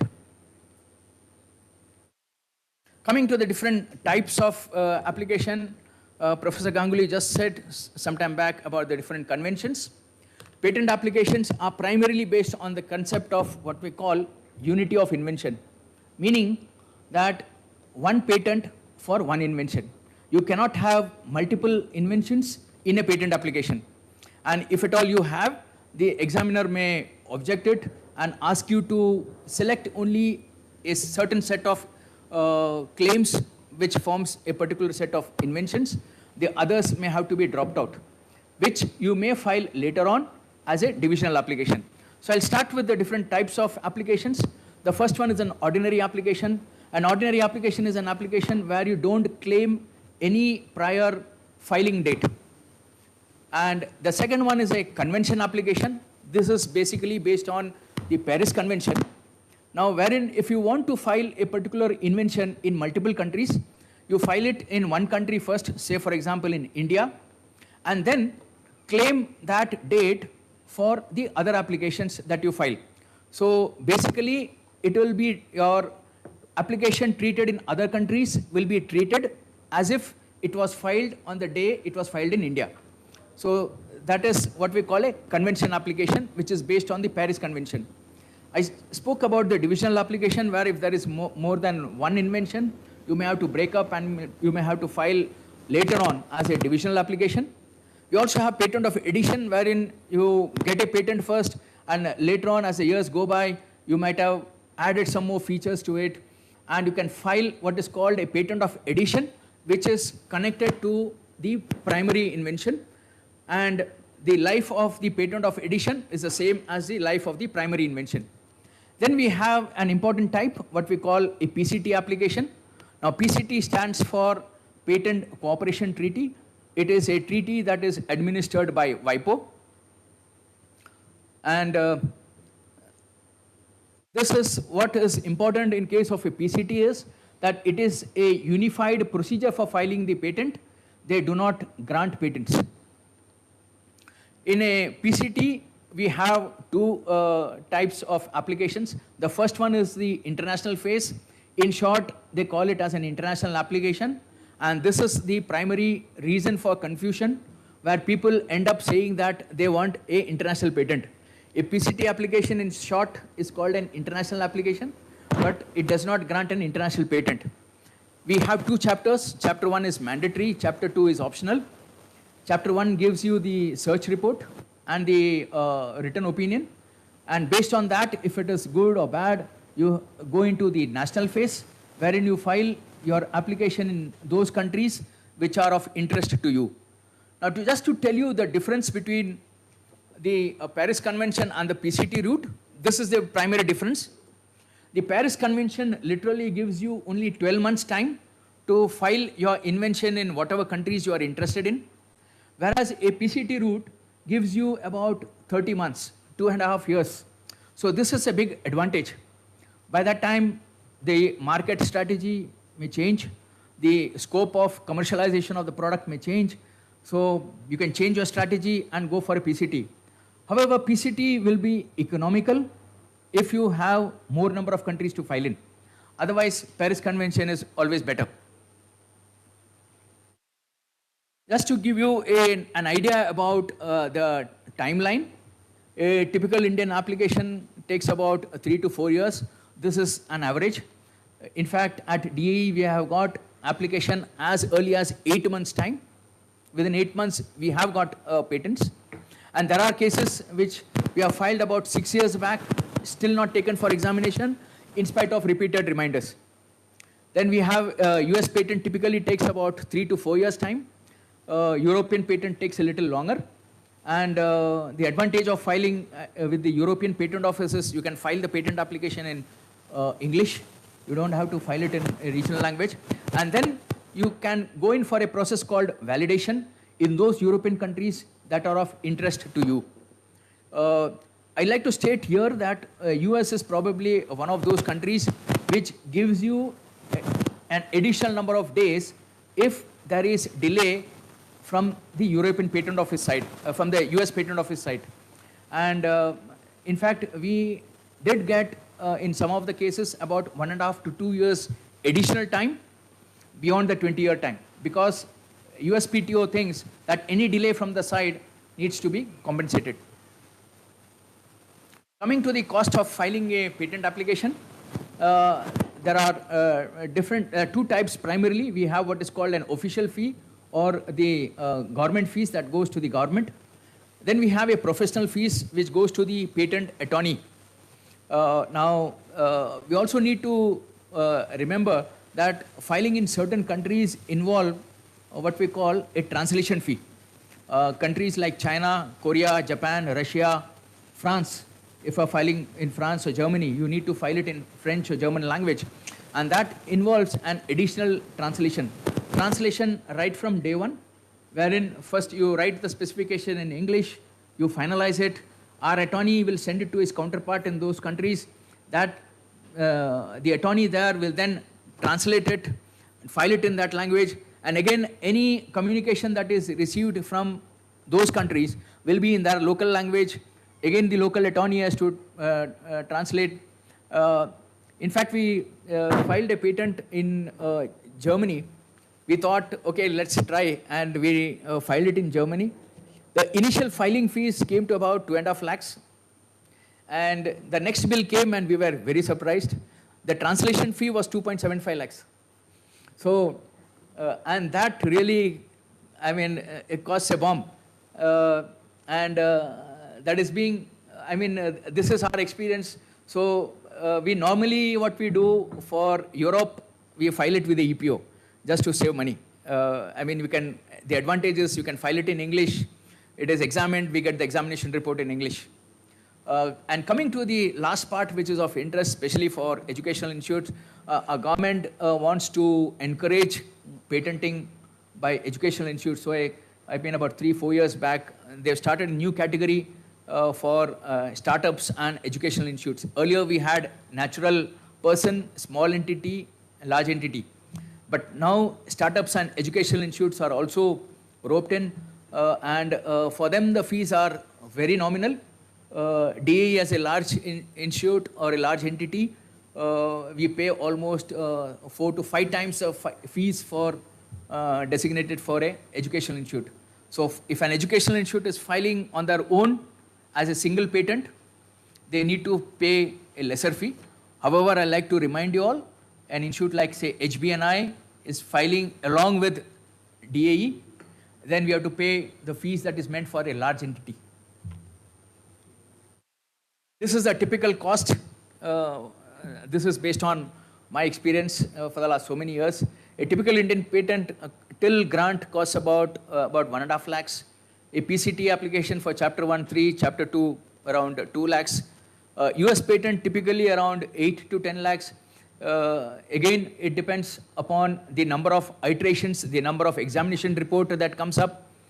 More the number of examination report, more the cost. European patent is always expensive on the higher side. However, we also need to know that US and India are the only 2 countries where they charge maintenance fee after the patent is granted. Most of the other countries, they start charging from the 3rd year, even before, maybe even before your patent is being taken for examination. They start charging what we call an annuity fees. So the maintenance starts even before the patent is granted. Coming to the last part, which is important, what we call do's and don'ts of patenting. First thing, I think I did not lay more emphasis on the term agreement. Professor Ganguly already emphasized the importance. Many a times collaborative work are done on a goodwill. I'd like to tell you that there is a lot of risk involved in that. It is always better to have a written agreement, and not just a written agreement, but an agreement with an IP clause. That agreement can have other important factors like the finance, manpower, etc. But the IP clause is the most important part. You need to specifically mention what will happen to the prior knowledge, how will the IP be handled, where do you try to seek protection, what will be the cost sharing formula, what will be the profit sharing, how it will be commercialized, etc. Now this is very important. In fact, there are cases where there was no MOU between the 2 parties within our department, especially with the non-DAE institute, and the non-DAE institute went ahead and filed the patent in their name.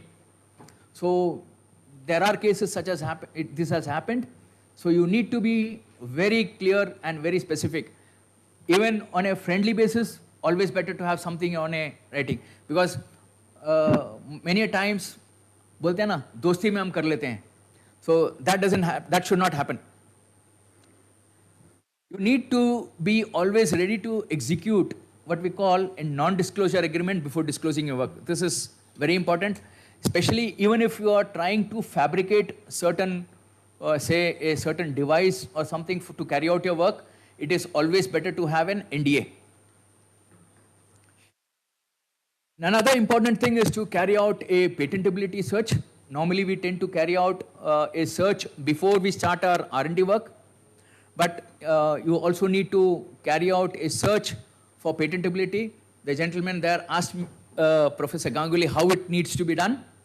There are certain methods. As Professor Ganguly said, absolutely free materials are available in the net where you can carry out search based on keywords. The one which I love to see or use is the Google Patents, where we get automatically patents translated into English. So what does patentability search do? It helps you to get an idea whether your work can be patented. It gives you an insight into the market about what could be the market prospects for your work, prospects of commercialization, whether such similar inventions already exist in the form of a patent. And this is basically helps you to avoid infringing on others' work. The work that you carried out should not be disclosed to anyone. It could be your friend, relatives, colleagues. I have included even spouse. The best thing is to avoid. I mean, keep your mouth shut and do your work till either you publish your work in a journal if you feel that your work has less commercial value, or if you feel it has commercial value, then file a patent first and then publish your work. Publication of your work in any form, dangerous, or broadcasting it is also dangerous. I recall a patent from BRC. I don't know how many of you all know Dr. Ramarao. It was Dr. Ramarao's patent. I mean, probably more than 15, 20 years back. His patent was, cleared by DI IPR cell. It was filed in many countries. It was about a patent that, with a software, which tells the condition of the turbine blade. And what has happened is, normally as in any review meeting, Dr. Ramarao was asked whether this was published anywhere. He said no. And we filed it in many countries, including Japan, Europe, US. And to our surprise, when the US patent was taken up for examination, the US examiner came up with a divisional report, RAD report, Reactor Engineering Division report. It was a divisional report who came up with a paragraph of Dr. Ramarao's work. Now, Dr. Ramarao's boss, out of his curiosity, gave a gist of the work in the divisional report.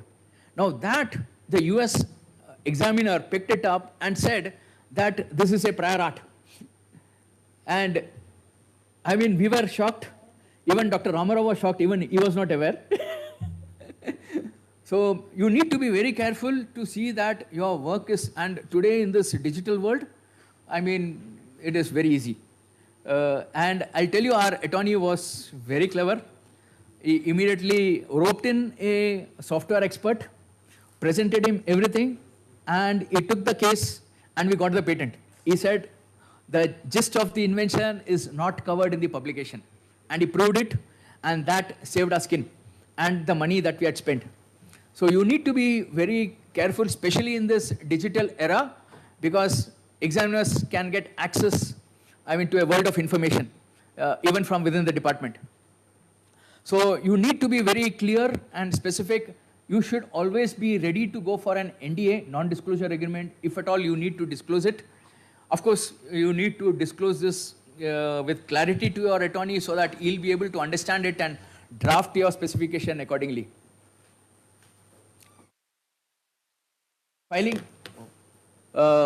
Filing your patent application, you need to decide the countries, because I just disclosed the timeline and the cost involved. So you need to decide on the country, the cost involved.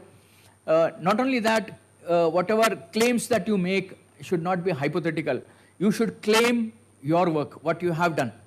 And that sets the tone, because if you claim what is not yours, you are in for trouble, especially at the time of commercialization.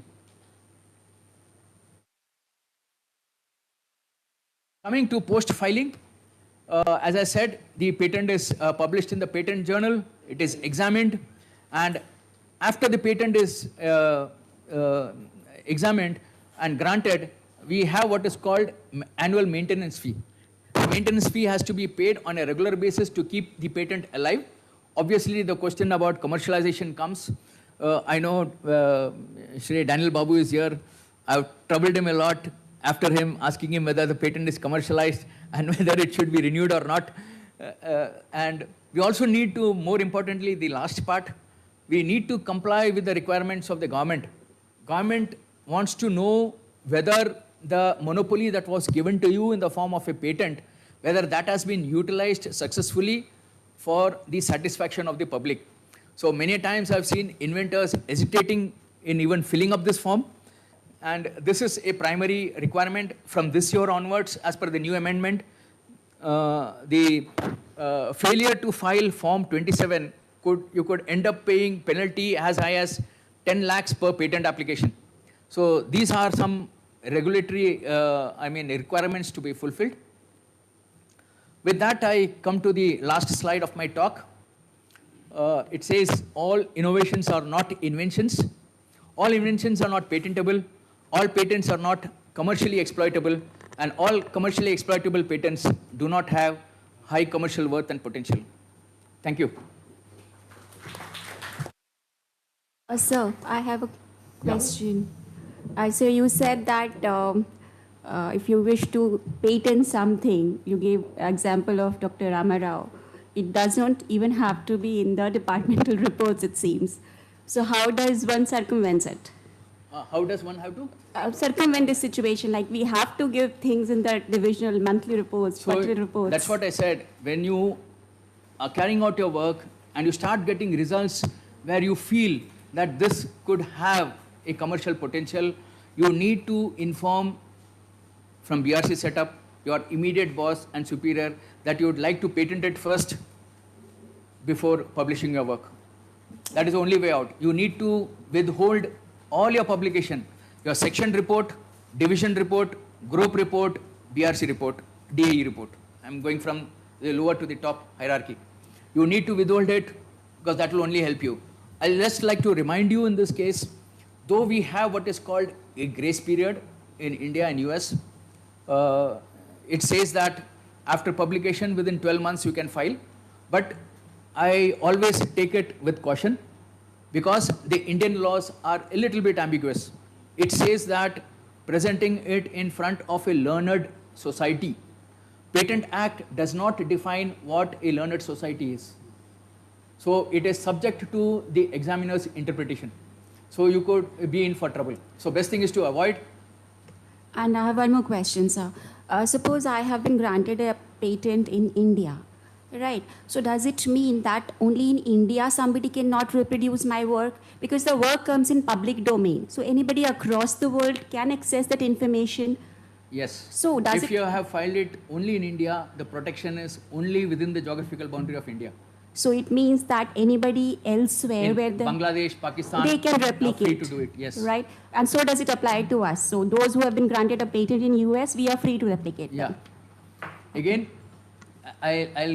you need to take that with a pinch of salt. You need to be careful because even if a certain part would infringe on somebody's work, you are in for trouble. So always you need to, I always use the term freedom to operate. There is something called a freedom to operate where you need to carry out a search and ensure that whatever you commercialize in India do not infringe on anyone's work, others' work. So you need to be careful. That is basically to protect yourself from legal trouble. Okay, sir. Okay, Somebody ma'am, who has I a think, patent in US. We can discuss with Okay. Ganajaya sir. He is here. Due to short of time, we have to go for the next session. In that case, I thank Sri Dani Rajaya for delivering an eye-opener for many of the points. Thank you, sir. May now, just next one. Daniel Babu, P. is an applied electronics and instrumentation engineer from College of Engineering, Trivandrum, Kerala. He also holds a postgraduate diploma in software technology from NCST. He passed out from 34th batch of BRC training school and has vast experience in process instrumentation and control of nuclear cycle projects in spent fuel reprocessing and waste management. He has also experience in project Large Hadron Collider at CERN, Geneva during 2003-4 and played a crucial role in testing of superconducting magnets. He is also an expert in software 4 and 5 for C&I systems for nuclear facilities and has authored many guides for computer security for Indian nuclear facilities. At present, Daniel Babu is heading Technology Transfer and Collaboration Division, TT and CD, BRC, looking after technology transfer activities, Atal Incubation Center, management of activities related to MOU, Akruti, and patent screening. He also holds additional charge as head of Public Awareness and Media Interaction Division of DAE. With this brief introduction, may I now request Sri Daniel Babu to present his talk. Thank you, Registrar Selvin sir. Dean, HBNI, distinguished lecturers, faculty members, students. So, after a distinguished speech, it has been going on. This is the last lecture of the day. I am trying to tell you about technology transfer and incubation opportunities for you students at overall at BRC as well as DAE. Anyway, just the literal meaning of technology when you are using scientific knowledge to make a system or a machine or a tool, it is called technology. But the innovation part, it is a continuous process. Technology innovation is a continuous process. Whenever you have a product or a machine or a tool, you have opportunity to improvise on that. So you use new ideas to innovate. So it goes as a continuous process where you develop the concept, validate it, develop and deploy it. So this is a continuous process. So today we are talking about patents and creation of wealth basically. So there is an innovation chain which converts science to wealth. So who are the players who are involved? Actually, when you talk about, even though this is a US sourced thing, that's why the initial pink form shows only academia. But I will say that R&D institutes also come under that. So the knowledge development basically happens in a academia or a R&D institution like BRC. So as we were talking about the TRL levels, some basic ideas come and we bring it to some proof of concept condition when you reach TRL level of 3. And then once you know the feasibility, the technology development starts, and that's between 3 and 7. We'll talk about it.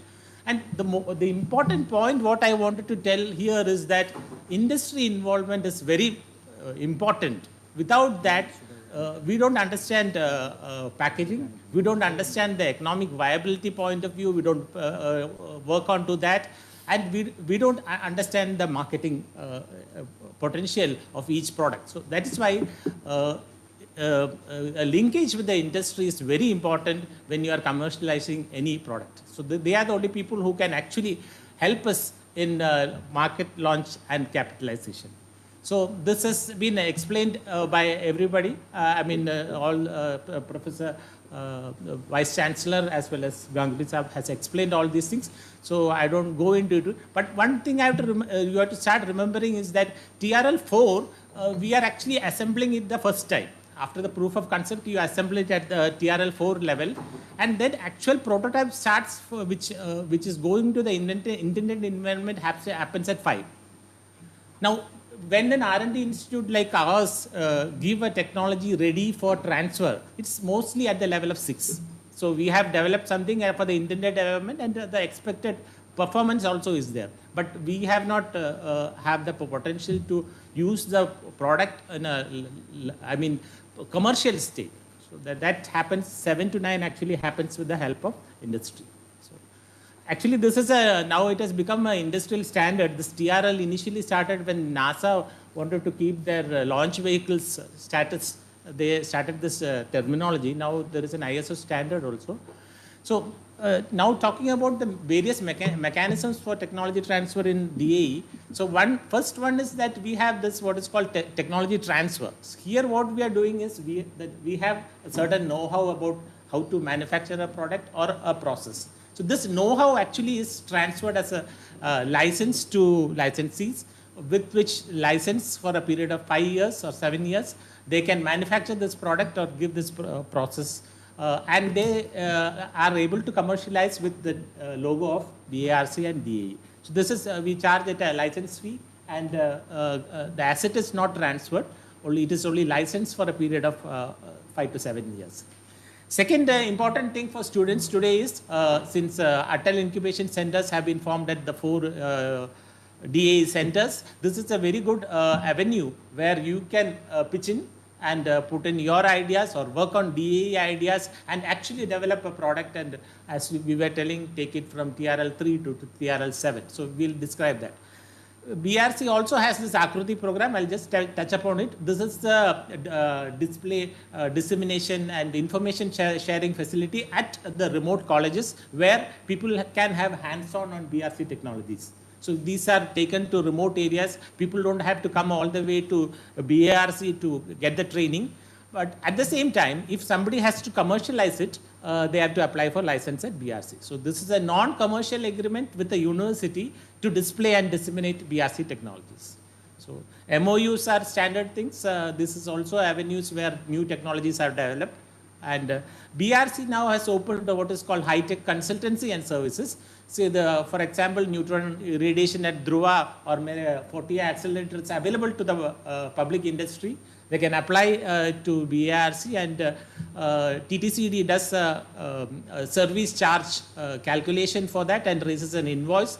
And this has to grow, and national facilities are slowly being opened up to the public and the industry. Now, we have been hearing about spin-off technologies, especially with the respect to the Department of Atomic Energy. As you all know, Section 20 prohibits most of the core activity that is happening in BRC to be patented.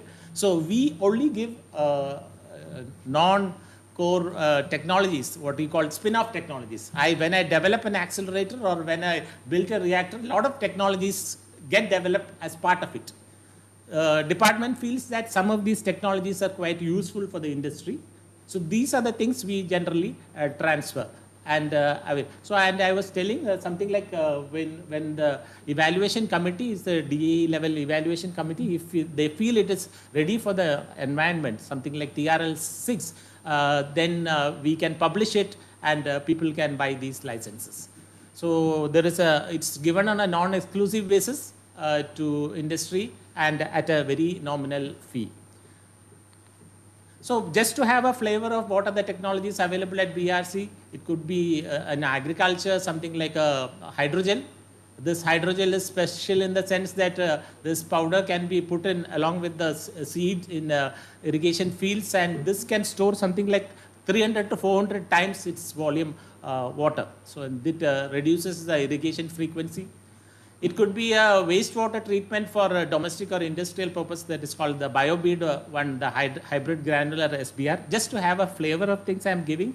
But these are all plans which have been, technologies that have been commercialized in a big way. More than 25 transfers has happened, and big companies are actually implementing these plans at various places. So this is another solution what DA has a mandate for water also. India being the largest peninsula, we can solve the problem of water. So this is MED TVC plants which have been coming up across the country.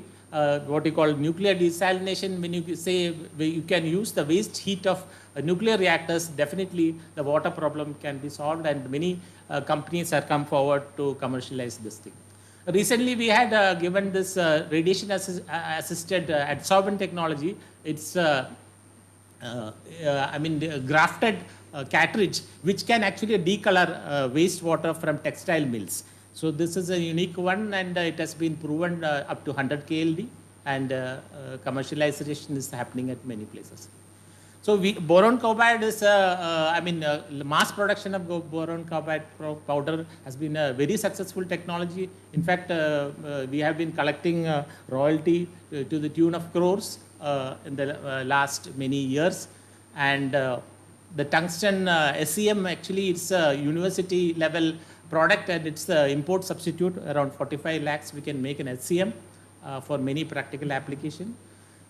We have membranes for, the alkaline water electrolyzer requires membranes. We have a substitute for that in polysulfone. That is also a very commercial. I'm not going to details. We have single crystal formation. This was recently incubated also on top of the technology transfer, and the prototype was made. So rapid biocompost is another technology which we are using. This can even compost coconut leaves. That's what it's said, and it's a very popular technology. Last one, actually, this OTBN is an import substitute for a certain group of hypertension diseases. So we have seen Dr. Reddy's and big companies lining up for this technology. So that is a capability of BRC, and we have been commercializing it since many years. So what is happening is we have around 250 technologies, out of which 200 is from BRC under 8 categories. If you go to brc.gov.in/technologies, you get a clear view of what is the technology, the overview, the specification, pamphlets, everything is available in the website. I'll encourage all your students to please go through it and come back. So we have been commercializing just many technologies. I just searched from the Google and put some examples. Mrida Amrit and Jamun strips, and many technologies have been Now, this we have been doing for the last 30, 35, 40 years. Now, during COVID period, what has happened is, we know the present government had brought in some atomic energy related reforms, by which we are now told to work in PPP mode. We are doing it for an isotope reactor. And we were also asked to go in PPP mode for irradiation technology, for food preservation. You know, the present budget also, some subsidies have been announced for this irradiation plants. And last one is very important for us, because we have been roped in as an R&D institute the first time to develop technology development come incubation centers.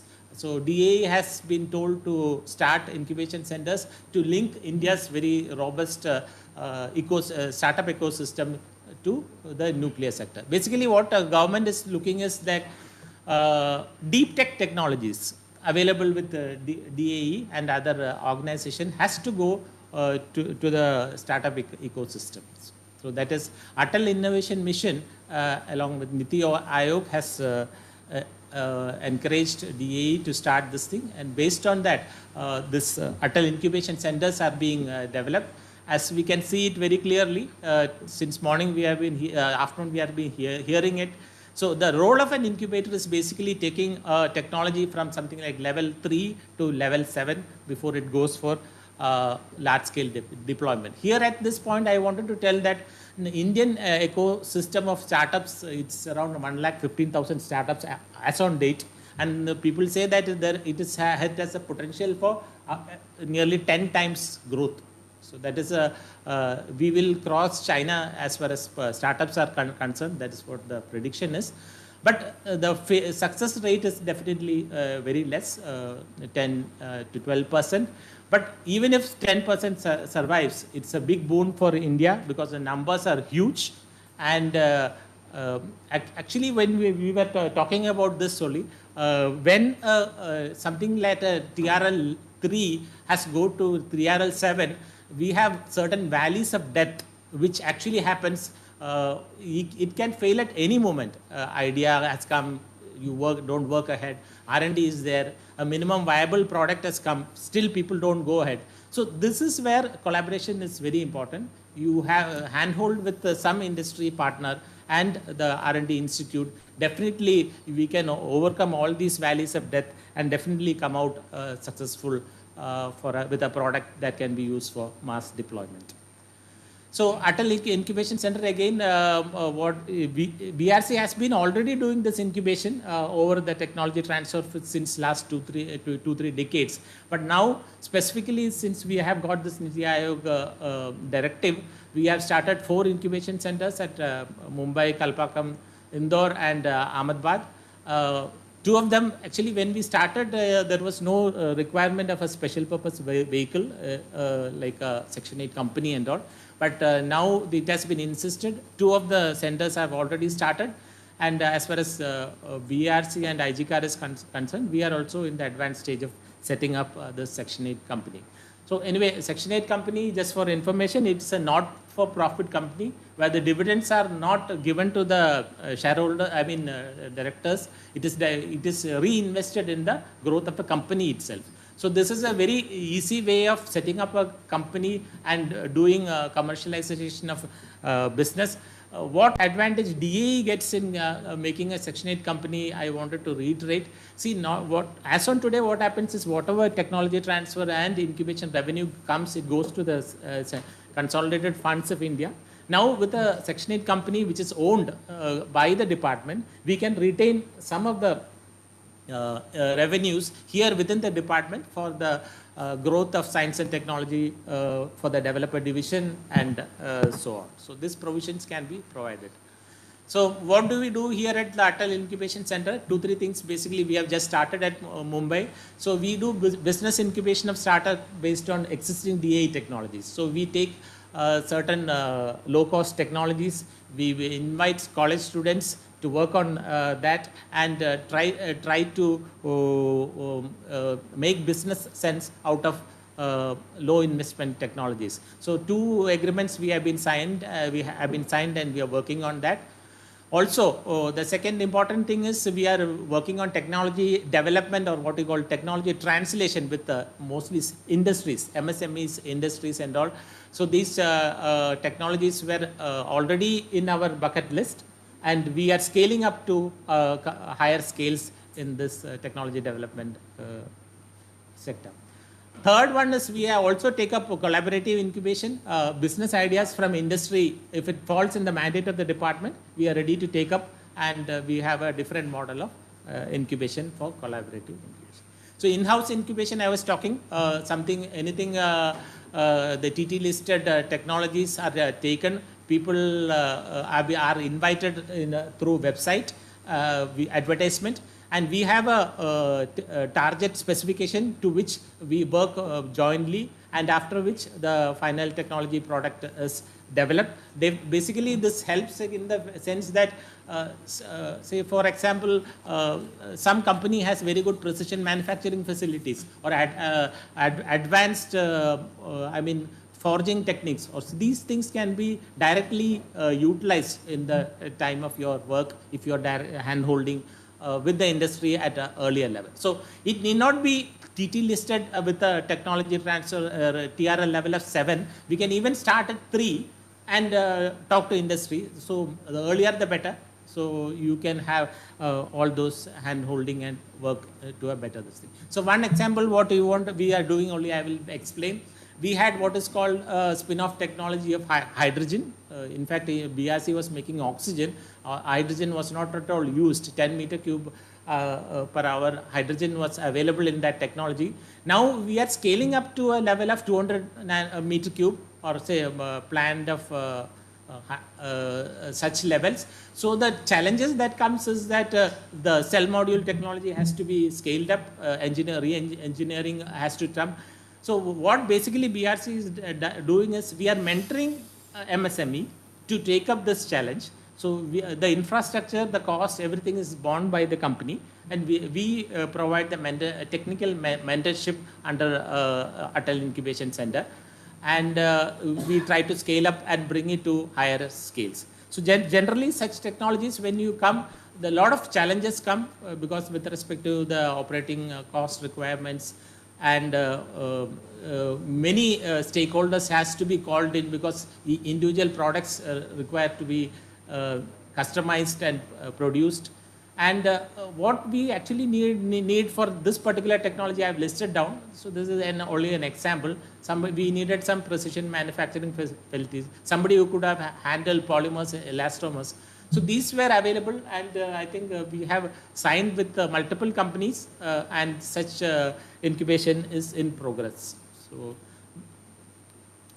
secondly, I was talking about collaborative incubations. That is where when the business idea actually comes from the external agency, and we at AIC BRC take the approval of our department, saying that if it is in the mandate, and we have good vendors for these things, we support such production, and we can have something called equity or royalty model for revenue in such cases, and such cases are being taken. I will only give one example. This iodine sulfur process, whatever developed at BRC, is a thermochemical process which again uses the waste heat of nuclear reactors to produce hydrogen.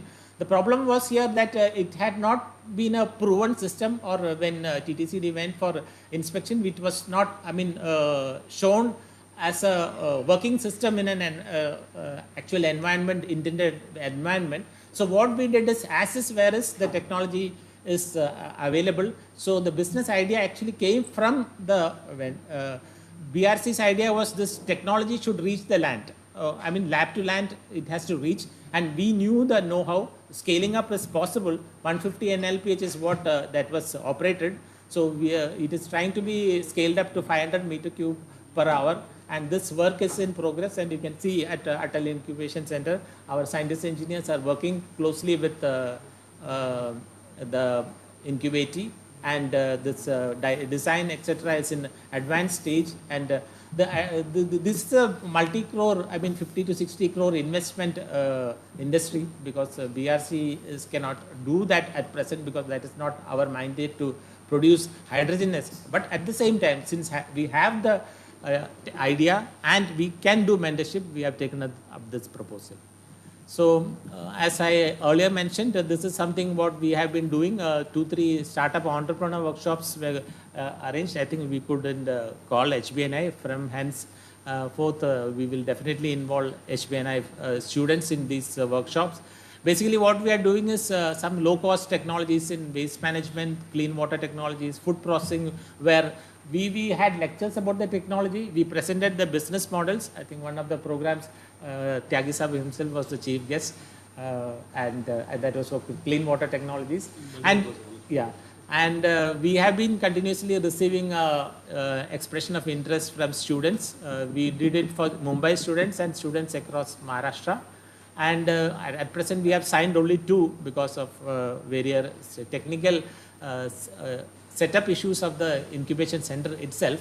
So, but there is a lot of potential, and this is where trainees, I mean, the students from HBNI also can work with AIC. So, see, typically, Nisarguna is a very common technology. Everybody knows it. There are some innovations that can happen on top of it. Today, we are not purifying with respect to CO2, or may not be making it in a proper pressurized cylinder.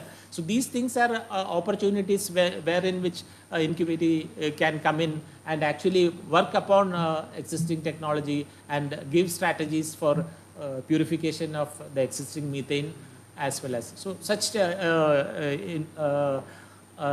such an agreement has been already in the pipeline, and we are trying to execute it. So that's it for today. So, any questions from the audience?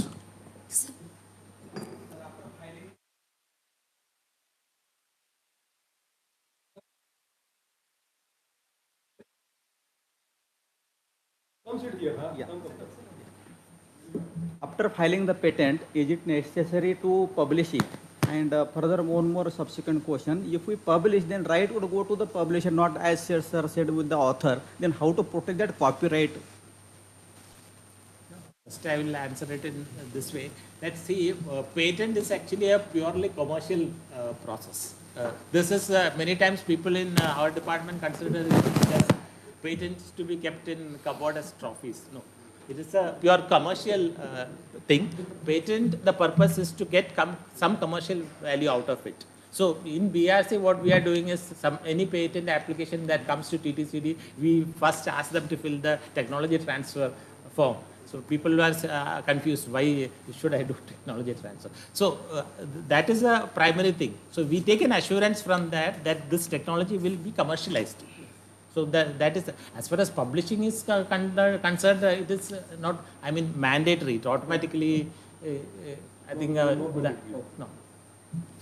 But technology transfer is important and commercialization is important. See, otherwise what happens, it was explained also, that Form 27, every time we have to fill, every year, what are the returns we have got from commercialization. So if it is not there for 2 to 3 years, I think IPR cell will not renew that patent.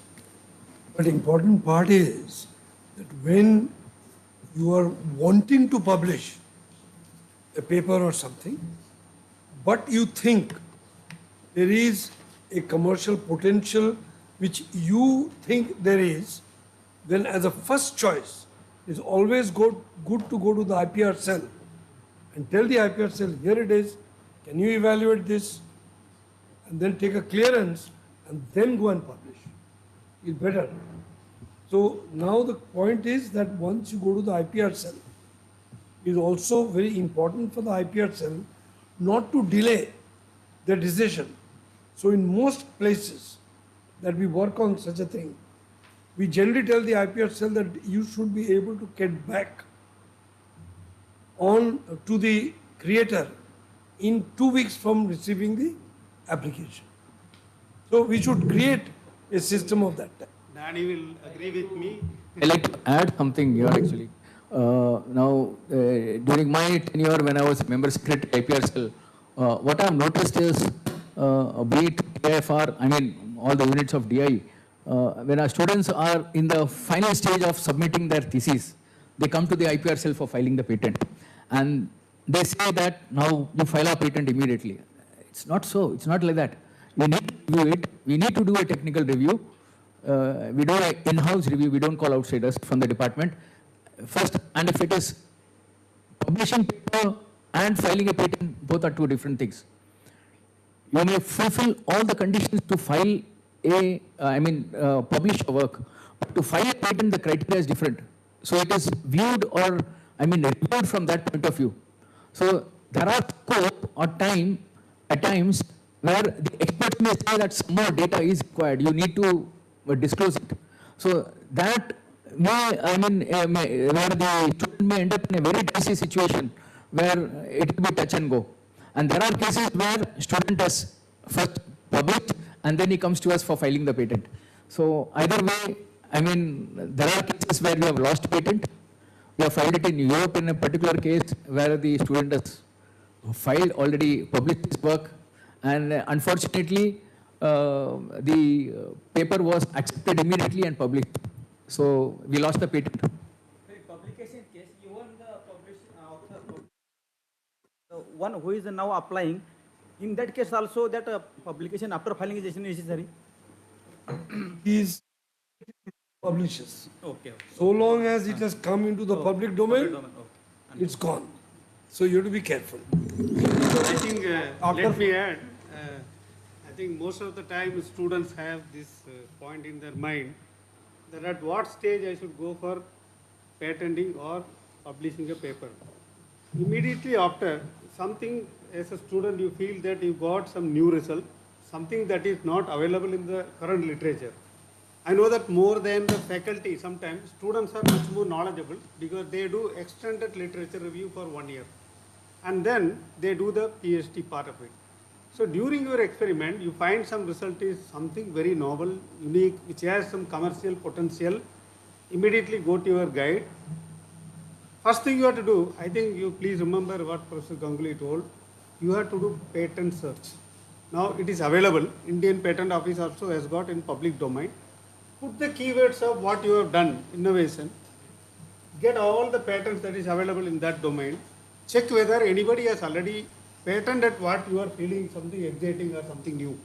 This is the first criterion. Second thing that there is very simplified procedure.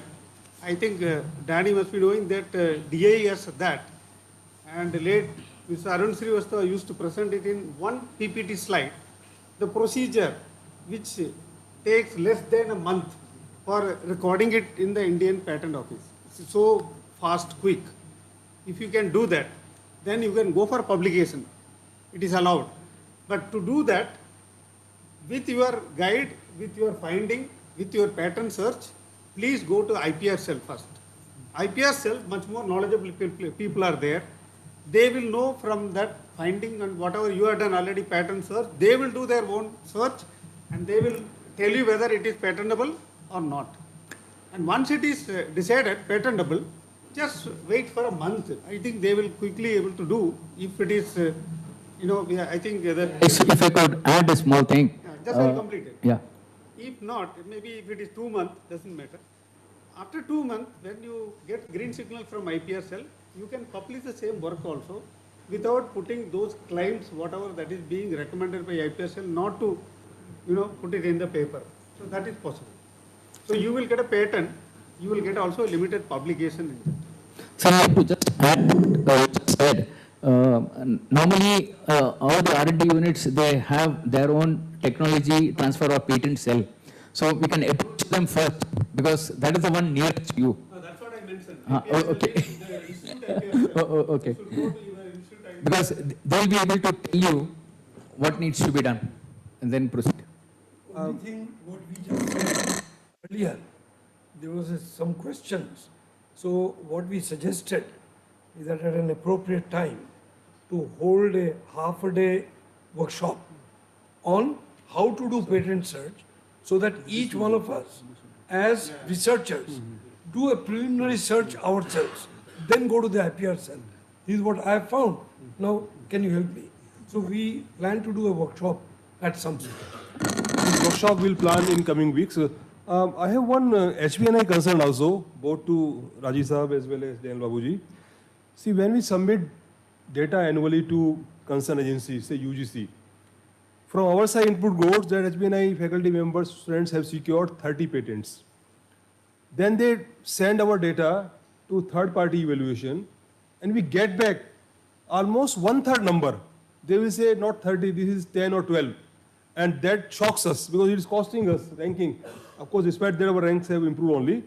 So what is happening, many times our faculty members and our students who have filed a patent out of academic work, for which HBNI is also a stakeholder, they are not showing dual affiliation. They are showing only affiliation of their respective CI. And third-party evaluation is screening out these patents out of our list which we have claimed. So is it possible to modify the submission If I format? could tell, sir, just actually this came up for discussion earlier also. This was at the time of Dr. Vasudev Rao. In fact, we did send, from the IPR cell chairman, it went to all the units, stating that the dual affiliation needs to be mentioned. Keeping that in mind, actually, when we formulated the HBNI IPR policy, we made it a point to make it clear that HBNI will be a part of it. So that actually has been taken care of in the HBNI policy that has been drafted. Absolutely correct. Professor Ganguly showed that particular slide, I recall, and I was thinking to thank him that time itself. But what is happening, this HBNI policy document, to our utter surprise, not many people have read. In fact, today when he made a presentation, many of them probably saw for the first time. So though provision has been made in our IPR policy document, but implementation is not there here. So somehow we have to ensure in pro forma itself, when we have one question, is this work done out of academic activities pertaining to HBN? Something we can, if he says yes, he should punch dual affiliation. If there is a work done by RDDG or rector group, answer is no, not required. We are losing lot of patents where our faculty members are involved and our students are involved. So this form, please help us to modify. We will be grateful. Sure, sir. I will also add one more point to the benefit of students, that if you are smart enough, you should do reverse.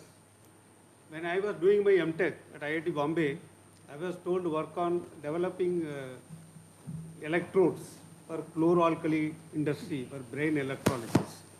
And hitherto there are electrodes which work up to 70 degree. Yeah, the brain electrolysis is conducted at 60 degree. But my guide told me that if you can make this up to 100 degree, this has got excellent potential for increasing the efficiency of the cell. So which is possible, they can do that. So he told me first, go to library and do this patent search and abstract search.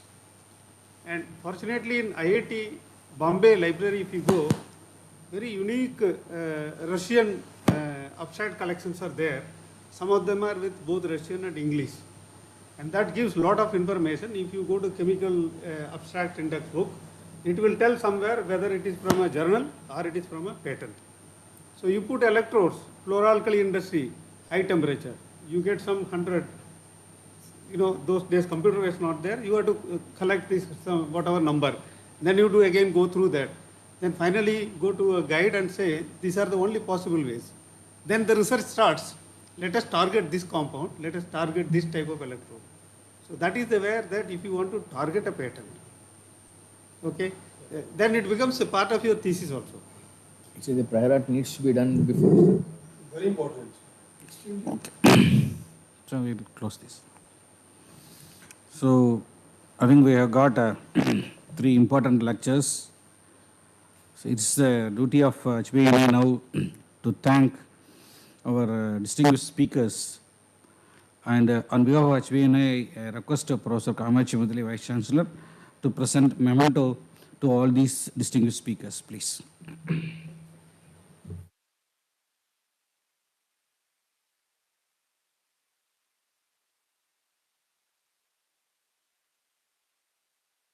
Professor Prodha Ganguly,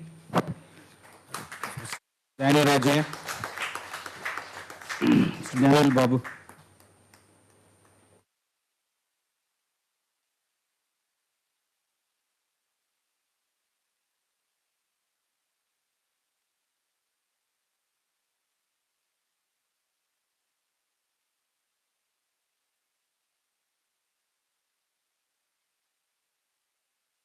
Thank you, sir. As the today's workshop has been real eye-opener, I think with the permission of our administration, we will plan a half-day workshop, real workshop with the three eminent persons once again, maybe the month or so. So finally, Take certain things, Case study. case studies, and actually do those. Maybe one in science, one in engineering. so we come to the last stage, vote of thanks. I thank our invited speakers, all the eminent speakers, for accepting our request to deliver the lectures today in workshop on IPR and academy industry linkage. The first talk is about an overview of the HBN IPR policy. In fact, it was delivered by mentioned by Vice Chancellor. It is a dictionary of IPR. It has given all the glimpse of our IPR policy. Thank you very much, sir. I thank Dr. Danny Rajaya, ex-member secretary IPR cell. Really, it's an eye-opener for many of the participants how to do this pattern and all the questions it has raised. Once you have a lot of questions, certainly I think many of the students and faculties, it will be really an eye-opener and think towards their research to be converted into patents. Thank you, sir. I thank Dr. Sri Daniel Babu, Head Technology Transfer and Collaboration Division, BRC, for accepting our invitation and his extraordinary and informative lecture on the technology and innovations at BRC. Mainly, he has beautifully explained about the Atal Incubation Center, where our students, HBNI students, can involve and can be benefited by it. Thank you very much, sir. So I thank Professor Tyagi for proposing the welcome address. I thank our Honorable Vice Chancellor, Professor Kamachi Mudali, for his introductory remarks, where he has mentioned the patent should not be only in the paper, it should be leading to a commercialized product. That is the message that we have to take it today. I thank all our scientific officers and faculty of our HBNI. That's also after a heavy lunch, based on the request of Professor Tyagi to come over here and take part in this workshop. Thanks, special thanks on behalf of HBNI to make this program a grand success. I sincerely thank all of you, the faculty members, students, deans, at the CIs and OCs of HBNI who have joined the workshop through online. We could not give time for their interaction. We are sorry for that. Anyhow, I think already the experts have given their email address. You are free to write to them and get your doubts clarified. I thank all our associate deans from central office, the administrative staffs and students who have attended in person for your patience, participation, interaction, involvement. I thank our IT team, especially Mr. Karthik and Rohit, for their technical support. Before I conclude, Homi Bhabha National Institute, the institution which is carrying the name of the legend Homi Jahangir Bhabha, the great visionary and father of the nuclear energy program in India. He was a perfectionist and would leave no point of suspicion while working on any project.